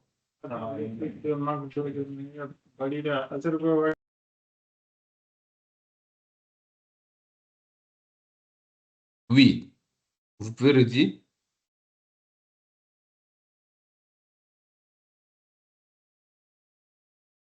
Je pense que c'est bien, Olivier. Quelqu'un avait D'accord. invité. Oui, on peut aller. D'accord. Donc, après cela, donc, il est question donc d'avoir, comme on a dit tout à l'heure, la hauteur manométrique totale, c'est quoi? C'est la hauteur statique plus les pertes de charge. Vous vous rappelez ce que j'ai mis là en haut? Il faut ignorer. Donc, la hauteur manométrique totale, ça va être quoi donc? Ça va être la hauteur statique et ceci. Donc, nous avons un système qui devrait avoir, comment on appelle ça et ceci. Ça, c'est notre système, n'est-ce pas? Donc, je demanderai donc de faire comment on appelle, de choisir la pompe. Et encore, je vous ai partagé les fiches de pompe. Je vais essayer d'ouvrir encore les fiches de performance ici. Vous avez tous ces fiches de performance avec vous, n'est-ce pas?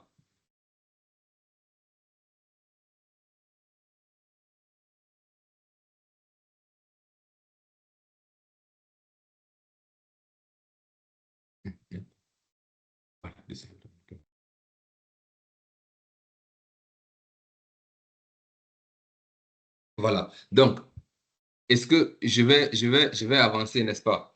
Et vous allez voir ici, il y a SP17, il y a les courbes pour la pompe SP17, il y en a pour SP30, il y a pour SP46, n'est-ce pas?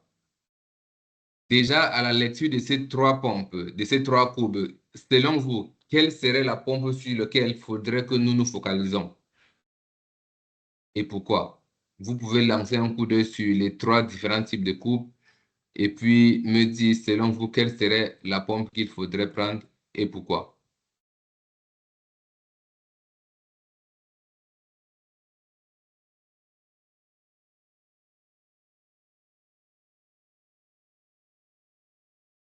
On peut écrire dans le chat. S'il Il vous y a plaît, est-ce quelque que vous chose? pouvez mettre l'écran sur les trois groupes une à une pour qu'on puisse bien voir et puis pouvoir répondre?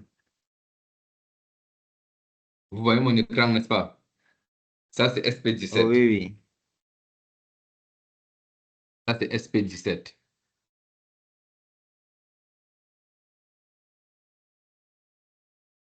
Vous voyez SP17? Si c'est bon, vous me dites, je vais avancer. Et est-ce possible d'agrandir un peu? On a du mal à voir OK. les chiffres. OK. Oui. C'est bon maintenant? Oui, c'est bon maintenant. Je pense qu'on peut descendre. SP17, c'est pas ça. Déjà, le OK. début maximum, c'est 20, donc c'est pas ça. Ça, c'est déjà très bien. Merci beaucoup. SP30. Oui. SP30. Là-bas aussi, c'est pas ça. Le début, c'est 10. Non, non, non, attends. Je vois 36 mètres cubes par heure. OK. Mhm. Attends, on peut prendre 32. L'autre là, 60. OK, ça, c'est possible. Mais on va voir la troisième courbe La également. troisième, d'accord. Merci beaucoup. Ça, c'est qui? Ça, c'est Douenza? Oui, c'est Douanza. Merci. S'il te plaît, c'est quel nom? C'est quel prénom?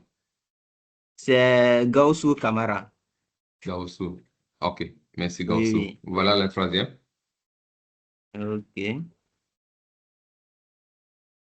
Donc, ici, nous avons le début maximum qui va jusqu'à 60. Je pense qu'on peut pas prendre la deuxième courbe là. OK.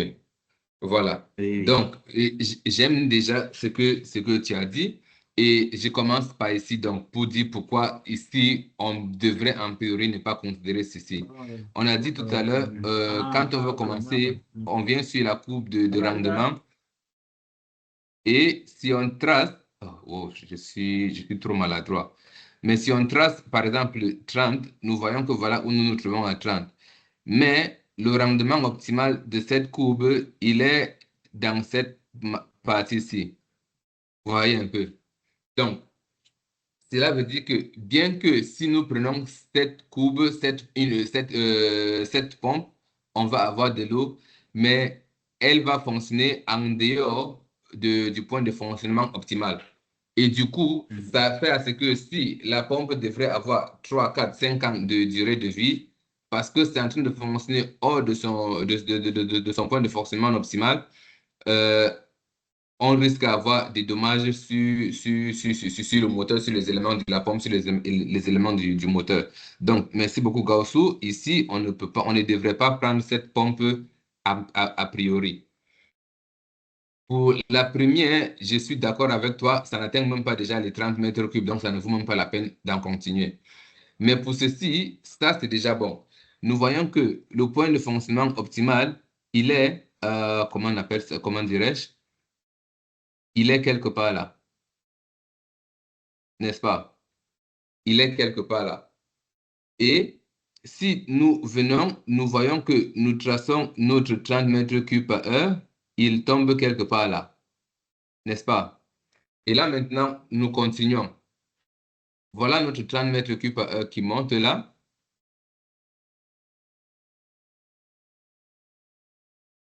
Et je vais voir si je peux changer la couleur, si je ne sais pas comment ça se fait. Voilà. Et notre hauteur manométrique totale, on avait dit tout à l'heure, c'était plus ou moins 73, n'est-ce pas? So 70, 72, 74. Voilà, 76, 78. Donc, disons que c'était 73. Ça veut dire c'est quelque part sur cette ligne-ci. Ça, c'est la ligne 74, je crois. Oups, je suis descendu. Donc, on est quelque part là. Donc, vous voyez, le 72, 73 et le 30 mètres cubes, voici l'intersection des deux, quelque part là. N'est-ce pas? Vous voyez, il n'y a pas de pompe directe, ça ne tombe pas directement sur une pompe, mais c'est au milieu des deux pompes possibles. Vous voyez? Donc, ce qu'on peut choisir, ce qui généralement on recommande, c'est de choisir la pompe qui est au-dessus, qui est, vous voyez, c'est cette-ci. C'est cette pompe-ci, n'est-ce pas? Donc, ça va être, si tu veux demander la pompe au fabricant ou bien au fournisseur, tu vas demander la pompe SP30 et puis tu vas ajouter 10, n'est-ce pas? C'est la pompe donc SP3010 pour ceci qui devrait fonctionner. Vous voyez un peu. La pompe-ci également peut fonctionner un tout petit peu. La pompe du bas peut également fonctionner un tout petit peu, mais on risque d'avoir un problème avec, comment on appelle, avec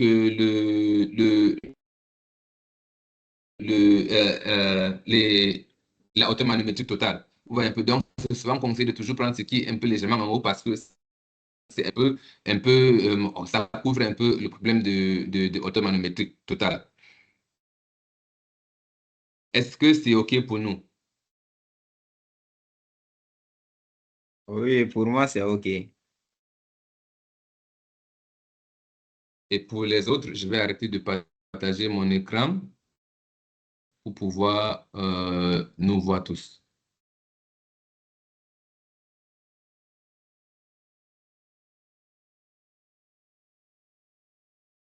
OK, je vois, oui. Donc, en gros, plus ou moins, c'est comme ça que nous devrions... Oh, voilà. Am I doing? Une seconde, je vais encore partager mon écran. Oops, not this. Share my screen.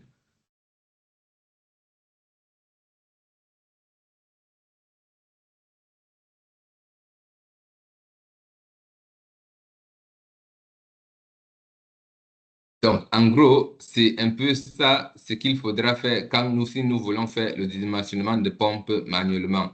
Vous voyez, nous avons eu SP30, 30 et 10.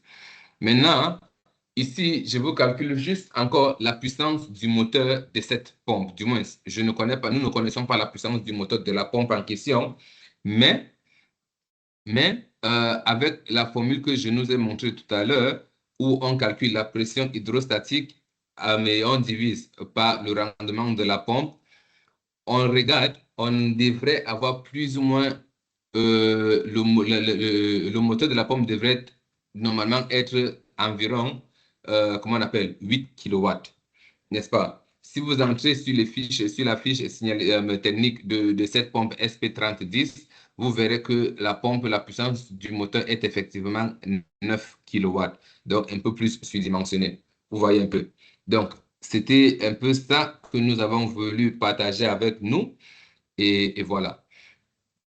Après ça, maintenant, après ceci, maintenant, je vais rapidement vous montrer, comment on appelle ça, les logiciels comment utiliser les logiciels. J'espère que je vais pouvoir en trouver. Oops, something's happening. Voilà. Vous êtes en train de voir mon écran, c'est ça? Oui, OK. Donc, je vais enlever ça. Et je vais enlever ça. Donc, quand nous allons entrer, ça c'est Grundfos. Vous vous rappelez, j'ai dit ça c'est quelque chose qui fonctionne avec Internet. Donc, quand vous allez entrer sur Grundfos, voici la page qui va s'afficher, et du moins c'est la page de dimensionnement. Voilà la page qui va s'afficher. Je vais essayer de voir si on peut mettre ça en français. Apparemment, non. Apparemment, non. OK. Voilà, donc ils vont nous demander size by application et il faut toujours prendre size by application parce que ici, ça c'est entré un peu dans le type de design, les familles, ça ce n'est pas bon, on prend juste par application et puis on choisit qu'est-ce que nous voulons. Nous voulons Municipal Water Supply, donc le projet d'approvisionnement en eau. Quand on clique sur ça, vous voyez que ça demande encore c'est quelle application que nous voulons. Et ici, je dis, je veux extraire l'eau des forages, groundwater intake. Donc, si je le clique là, ça me demandera maintenant quel type d'installation. Forage plus réservoir. On dit réservoir ouvert. Il y a plusieurs options là-dedans. Ce qui nous concerne, il faut toujours prendre forage plus réservoir ouvert parce que notre réservoir, il est ouvert à la pression atmosphérique. Si c'était les réservoirs pressurisés, nous aurions, on aurait pris d'autres options. Donc, ce qui nous concerne, c'est ça, forage plus tank ouvert. Et dès qu'on a pris tout cela, nous sommes là en bas, n'est-ce pas? Et vous voyez, il demande deux paramètres en priori, le débit et encore les pertes de charge. Sorry, la hauteur manométrique totale. Donc, tu pourrais changer peut-être la langue en choisissant le pays dans la première non, partie. voilà où il y a le problème. Quand tu veux travailler avec Grundfos, il faut toujours prendre, j'aurais dû dire ça, il faut toujours prendre Grundfos global. Si tu prends Grundfos autre chose, ça risque de ne pas te ramener sur cette page-ci. Vous voyez un peu. Donc, comme malheureusement, apparemment, c'est seulement en anglais. Ils n'ont pas une option pour changer pour changer rien que la langue. Donc, désolé vraiment pour ceci. C'est bon? Ça marche. Voilà. Donc, je disais, pour notre système, par exemple, ce que nous venons de voir, ce qui est là, c'est, nous savons, on a un débit de 30 mètres cubes heure, donc nous inscrivons le débit. Mais où ça se joue généralement, c'est au niveau de la hauteur manométrique totale. Vous voyez un peu. Et puis ici, on dit, quand tu viens à côté, on dit, il faut rentrer la hauteur manométrique totale. Tu peux cliquer pour voir plus d'options au besoin. Donc, si tu n'as pas calculé, que tu ne te sens pas confiant de faire les calculs manuels, tu peux venir ici et puis tu cliques sur ce petit calculatrice là Et puis, ça nous montre ce bonhomme, n'est-ce pas? Et on nous dit static lift above ground. Donc, ici, c'est la hauteur du forage jusqu'à l'entrée comment on appelle, du château, du réservoir, n'est-ce pas? Static lift above ground. Donc, la distance qu'on doit bouger l'eau au-dessus du sol, ça, ce n'est pas les paramètres du forage. Donc, d'après notre exercice, c'était 12 mètres, n'est-ce pas? Le niveau statique de l'eau, ça ne me concerne pas trop parce qu'on n'a pas besoin de ça. Le niveau dynamique de l'eau, par contre, nous le connaissons, qui est de 52. Test flow, ça ne nous concerne pas. Le diamètre interne de tuyau, ça c'est aussi très important. Il faudra mentionner le diamètre interne du tuyau, n'est-ce pas? Que c'est une diamètre. Et on a vu, c'était 100 mètres, n'est-ce pas? Non, sorry. Qu'est-ce qu'on a diamètre? On n'a pas besoin de ça. Ça, c'est le diamètre du tubage du tuyau. Ça, on n'a pas besoin de ça. Excusez-moi. Ça, c'est le tubage du tuyau. On n'a pas trop besoin de ça. Par contre, ce qui nous intéresse ici, c'est quoi? C'est les pertes de charge, n'est-ce pas? Pipe System Friction Losses. C'est ça qui est les pertes de charge. Nous cliquons encore sur comment il s'appelle? Calculatrice. Et ici, il y a les pertes de charge dans le tuyau d'aspiration, riser pipe, et le perte de charge dans le tuyau de dessert qui est hors du forage, n'est-ce pas? Donc, encore, nous cliquons sur la calculatrice et puis, qu'est-ce que nous allons voir? On va choisir le matériel du tuyau, n'est-ce pas? Tout à l'heure, on a parlé de ça. Il y a le matériel du tuyau. Il faut mettre le diamètre interne. Ici, je vais prendre 87,8 mm. Ça, ce qui est entre parenthèses, c'est le diamètre interne. Ça, c'est le diamètre nominal et entre parenthèses, le diamètre interne. Puisque nous n'avons pas 100 mètres directement, 100 mm tant pour moi, je prends ça, c'est un peu plus proche. Ça, c'est pour exemple, n'est-ce pas? Et le tuyau, la longueur du tuyau à ce niveau, c'est quoi? Nous allons voir ça sur notre exemple à l'intérieur. Si j'enlève tout ceci.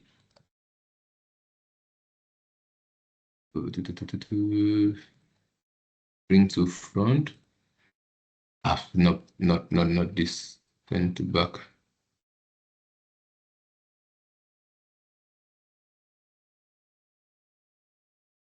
Nous allons voir c'est la longueur du tuyau ici, donc de la pompe. Voilà, c'est ça ici. Pompe depth. Vous voyez un peu. C'est le H4. Voici où le H4 nous devient intéressant. Ici, c'est 200 mètres et horizontalement, c'est 500 mètres. Donc, c'est le 200 plus, sorry, c'est les 500 plus 200 qui fait les 700 que nous avons utilisés tout à l'heure pour faire le calcul. Chose que j'avais oublié de signaler, c'est que ici, sur cet exemple, j'ai pris un exemple simple où on a le même tuyau qui quitte de la pompe jusqu'au forage, jusqu'au château. Mais ça peut arriver qu'à l'intérieur du forage, on a un tuyau peut-être en acier et à l'extérieur peut-être en polyéthylène. Donc, les calculs les calculs de perte de charge devraient se faire pour chaque système indépendamment de l'autre. Vous voyez un peu. Donc, on a donc 200 mètres plus 700 mètres plus 500 mètres qui fait les 700 total. À l'intérieur, donc, pump installation depth, c'est 200 mètres. C'est ça que nous mettrons ici. Donc, la longueur ici, c'est 200 mètres. Et ici, on calcule, ici, on va mettre, ça, c'est toujours entre 0 et 1 pour que ça puisse faire les calculs. Et puis, je clique sur OK. Vous voyez, même ici, là, ils ont cette fiche, ce petit schéma pour annoter. Est-ce que je vais cliquer? Voilà. Ça donne, voilà ce que ça nous donne comme les pertes de charge là. Et puis, de l'autre côté, donc, ici, on fait le même exercice. Ici, et puis, qu'on a choisi encore 90, mais cette fois-ci, la longueur, c'est de 500 mètres, n'est-ce pas? Et vous vous rappelez tout à l'heure, on a dit les pertes de charge linéaires, ponctuelles, autant pour moi, ici. Additional for single losses. Les pertes de charge ponctuelles, on a dit on prend 10%, n'est-ce pas? On prend ça, on marque ça, et puis on clique sur OK. Et on valide.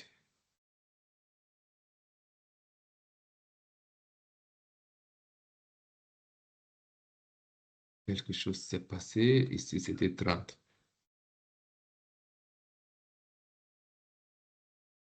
Une seconde, il y a quelque chose que probablement je n'ai pas marqué normalement. Inner diameter, I don't need this one. This is this. This. OK.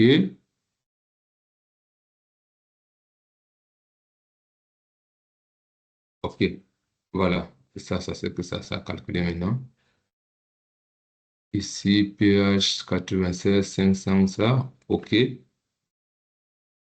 Voilà. Là, c'est bon. Donc, vous voyez que même souvent, la connexion peut te faire un salto avec Grundfos parce que vous voyez, je n'ai pas changé des données et ça nous donne des chiffres, ça donnait des chiffres un peu qui n'étaient pas très clairs. Tout à l'heure, on avait des pertes de charge ici de 0, quelque chose qui n'était pas correct. C'est pour cela que tout à l'heure, j'ai dit, avant d'utiliser le logiciel, c'est toujours bien de connaître ce que nous sommes en train de faire et c'est en fonction de cela que nous allons voir que le logiciel, peut-être, il y a eu un problème qu'on doit revérifier ou pas. Donc, nous voyons qu'ici, la perte de charge qu'eux, ils ont calculé là-bas, c'était de 9 mètres. Nous, ce que nous avons estimé, c'était comment on appelle, de 8, quelque chose. Vous voyez un peu. Donc, on a donc notre système, 30 mètres cubes, 73 mètres de perte de charge. Tout le reste des paramètres, on laisse tomber. Qu'est-ce qui se passe? OK. Vous êtes avec moi?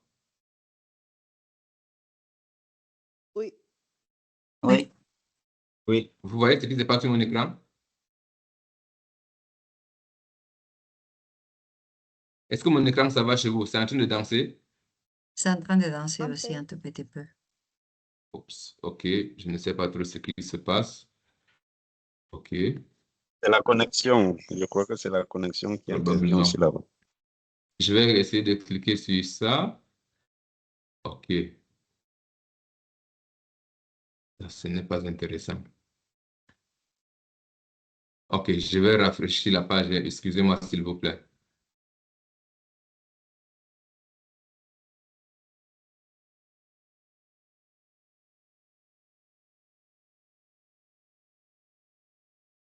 Donc, en gros, what's happening? En gros, c'est un peu ça. Donc, quand on a toutes les informations comme là, on doit seulement cliquer sur Start Sizing, n'est-ce pas?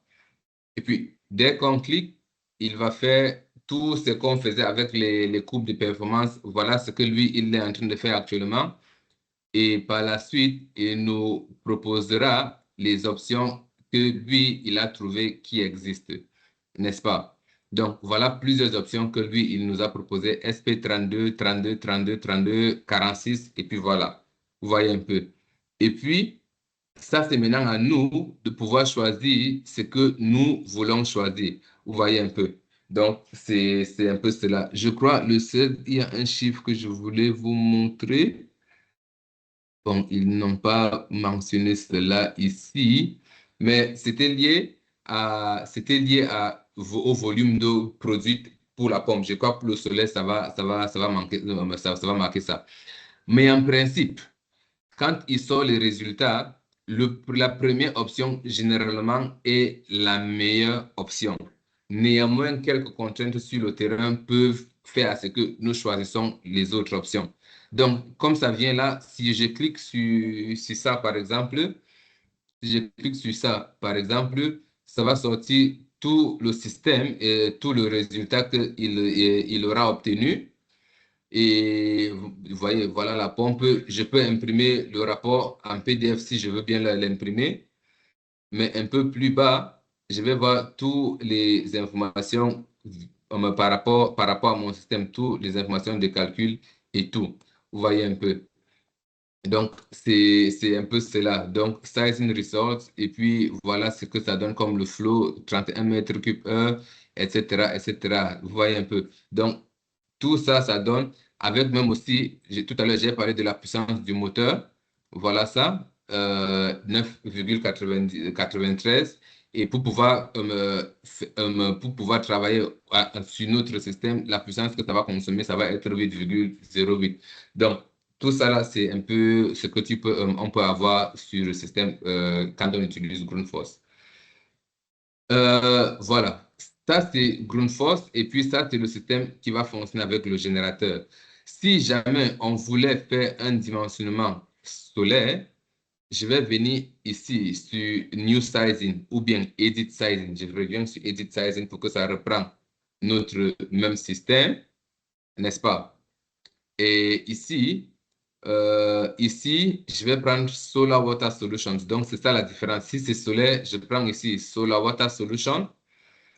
Et ici, c'est Solar System, n'est-ce pas? Donc, on veut un système complètement solaire. Bon, énergie éolienne et tout, on s'en passe. On cherche un système solaire. Et puis, vous voyez tout à l'heure, on n'a pas parlé de localisation, mais ici, la première chose que vous voyez, c'est la localisation. C'est ce que j'étais en train de vous dire tout à l'heure. Quand c'est le soleil, il faut regarder la localisation. Et ici, donc, il faut choisir donc, la localisation d'où on se trouve. Et voilà, c'est très important.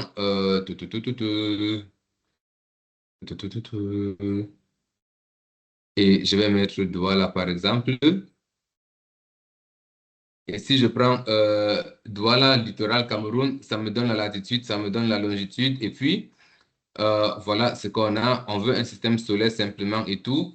La même chose ici, on va mettre le débit. Le débit, oui. Et vous voyez ici, ça a changé. Ce n'est pas le débit par heure, ça c'est le débit par jour. Vous voyez un peu. Donc, encore la même chose, le débit par jour. Ici, les mêmes chiffres 12. Comment on appelle? 52, ça c'est le niveau dynamique. Et puis ici, les pertes de charge, n'est-ce pas? Vous voyez un peu. Et puis ici, les pertes de charge et les pertes de charge, c'est les mêmes choses que nous venons de voir tout à l'heure, n'est-ce pas? Donc, je vais essayer d'être un peu rapide pour pouvoir vous montrer aussi Lorentz. 200. Oui, on a 15 minutes pour faire. Oui, ça devrait aller. Mouchkila.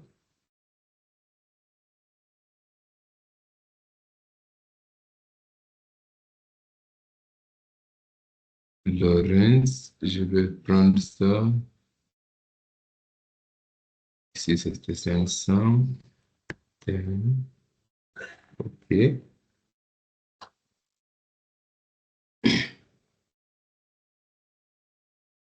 Voilà.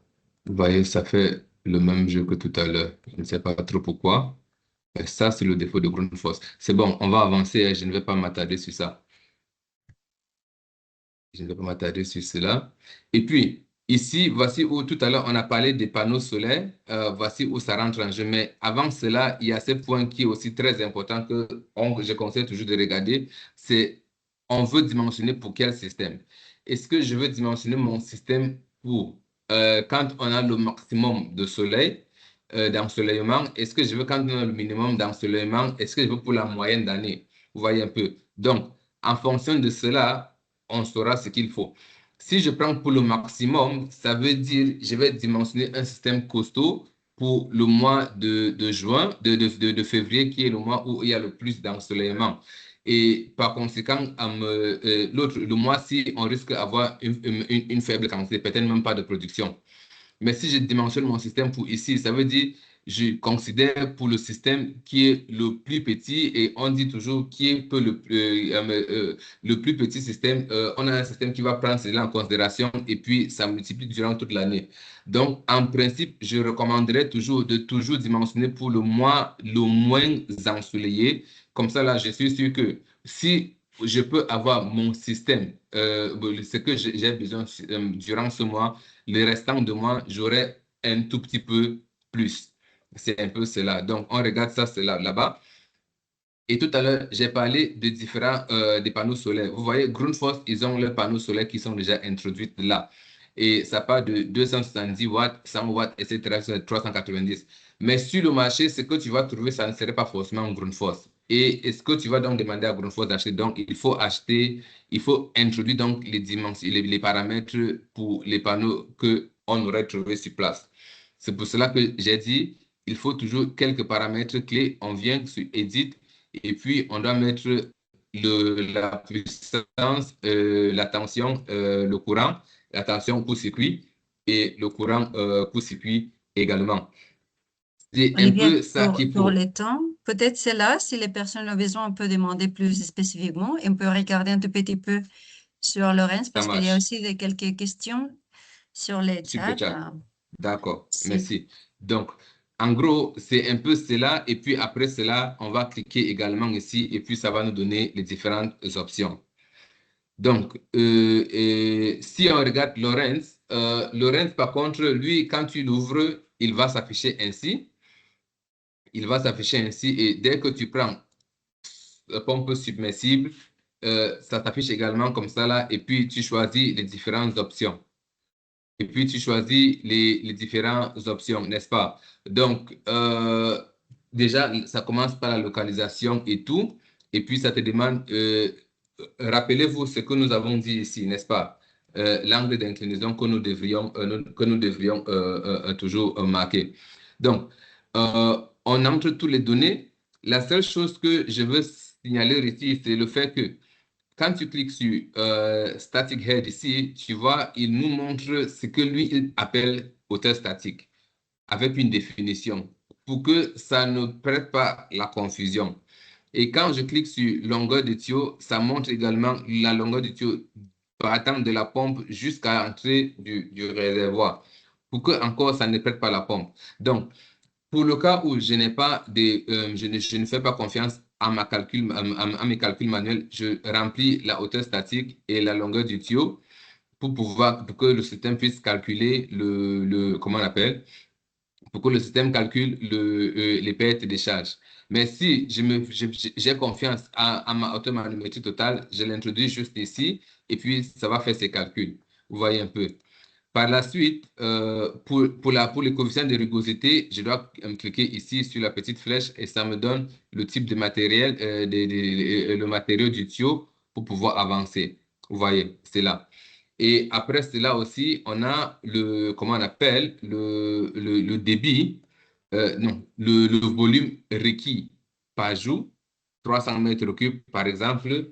Et puis, ici, je mets la limite du débit maximal que je voudrais extraire. Vous voyez. Donc, dès que j'ai mis tout cela, un autre point qui est important, c'est ici, donc, PV Generator, c'est où je viens pour introduire donc les données de mes panneaux solaires que j'aurais trouvé sur le marché.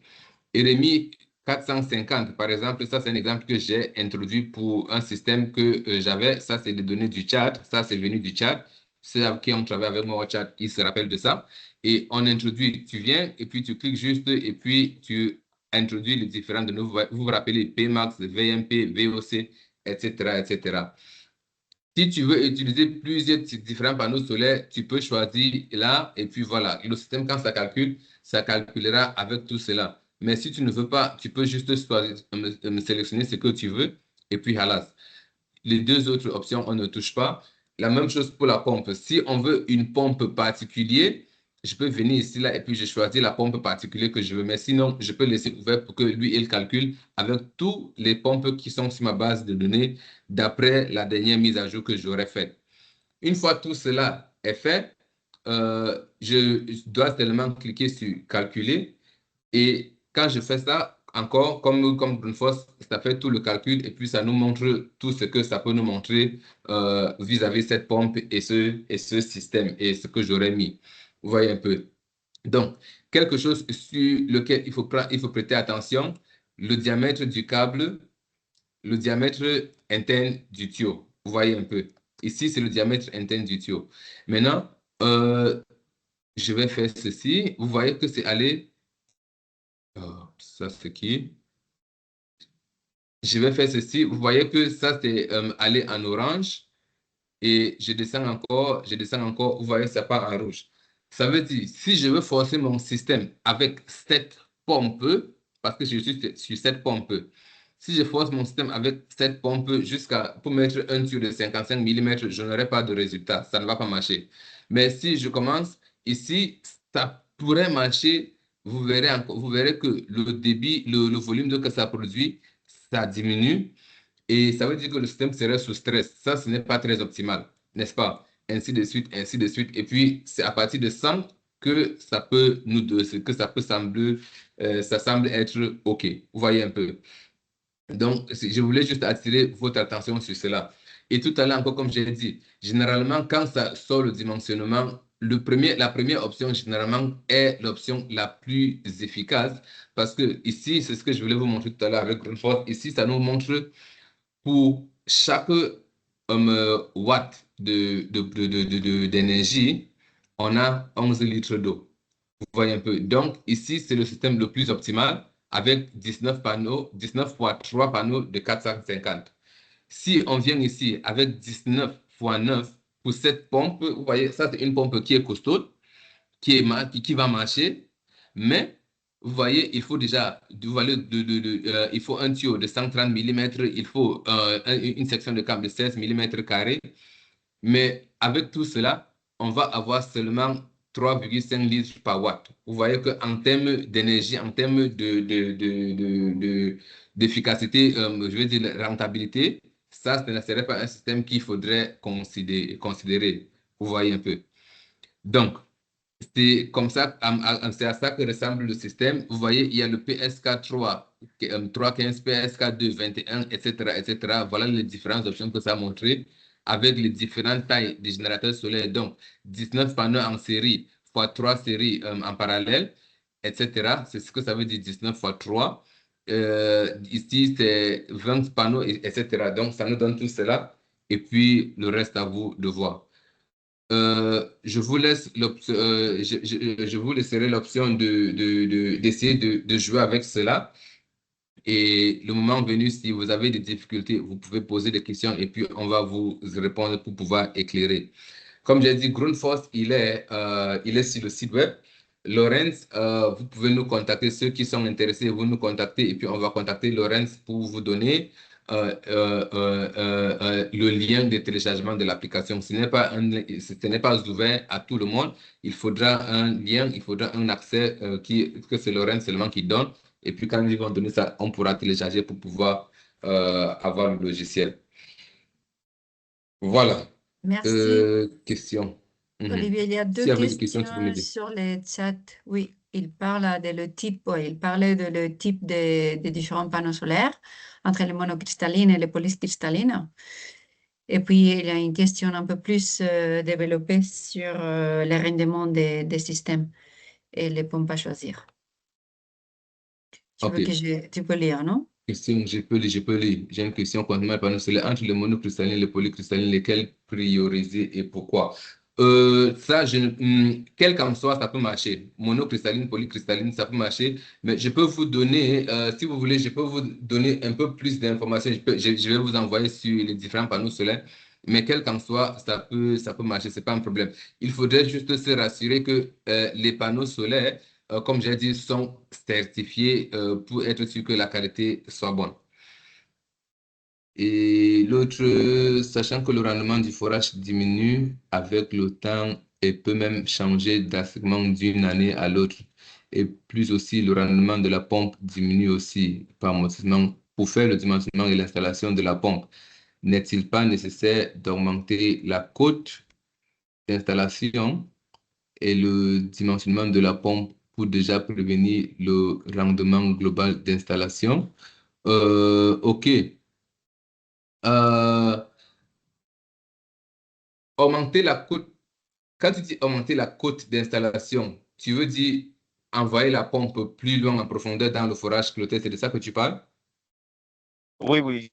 Donc, on a fait un dimensionnement normal déjà, comme tu as expliqué, et puis on constate qu'on a par exemple SP32 10. Bon, maintenant, on voit que c'est le normal. Est-ce qu'on ne peut pas plutôt faire un dimensionnement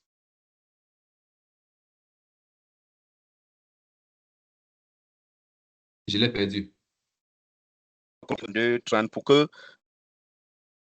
pour gérer tous ces paramètres-là de profondeur, la cote d'installation qui sera plus en profondeur. Parce que si le fourrage baisse, la pompe sera dénoyée. Mhm. Voilà. Déjà, je dirais, pour les essais de pompage, on conseille toujours de faire l'essai de pompage en saison d'étiage. C'est étiage, non? En saison sèche. Quand il n'y a pas, quand Oui. on soupçonne que nous avons le moins d'eau possible, on conseille toujours de faire l'essai de pompage, du moins d'utiliser l'essai de pompage en saison d'étiage. Néanmoins, ceci, ça va faire ce que le niveau statique de l'eau dans le forage aura diminué, mais aussi le niveau dynamique aura diminué. En période de crue, quand on a plus d'eau, là, on a moins, le niveau dynamique plutôt devrait se relever si jamais il y a vraiment, vraiment des fluctuations dans la nappe, n'est-ce pas? Donc, ça devrait déjà jouer un truc. Maintenant, la cote d'installation de la pompe en réalité n'a rien à voir avec le rendement de la pompe. La cote d'installation de la pompe, la seule chose que ça va nous augmenter, c'est que ça nous augmentera le coût d'installation. Parce que si prenons notre cas, notre exemple, nous avons un forage qui est installé à 200 mètres. Sur notre exemple, le forage il est installé à 200 mètres. Et à 30 mètres cubes heure, le niveau dynamique, il est à 52. Donc, on a 200 moins 52, on a plus ou moins 148 mètres de tuyaux que nous avons mis dans le forage qui ne nous servent à rien, qui nous aident juste à augmenter les pertes de charge, donc le moteur et le coût d'installation. Vous voyez un peu.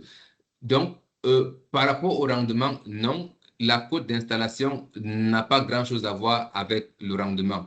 Quand on descend, contrairement à ce qui se pratique beaucoup plus en réalité, quand on dit qu'on installe l'eau en bas pour pouvoir pomper de l'eau, si nous sommes dans une nappe où on a une cote d'installation, je veux dire, un niveau dynamique raisonnable, du moins qui ne descend pas trop, ça ne sert à rien de descendre avec cette pompe long en bas. Vous voyez. Par contre, si nous sommes dans une nappe où à 5 mètres cubes heure, par exemple, nous avons installé la pompe à 40 mètres et à 5 mètres cubes heure, nous avons un niveau dynamique de 38 et que ça ne couvre pas nos besoins, OK, dans ce sens-là, on peut commencer à réfléchir que peut-être il faudra qu'on descende avec la pompe encore.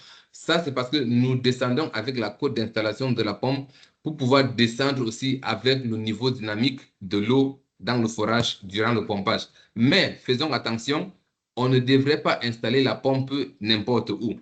Actuellement, nous sommes en train de vouloir gérer un problème au Nigeria avec une pompe qui a été mal placée et après 2 minutes de fonctionnement, le sable a envahi la pompe et ça a grillé la pompe. Vous voyez un peu. Donc, ça aussi, ça entre dans l'installation de la pompe qu'on a eu à discuter en juillet. Donc, c'est un peu ça.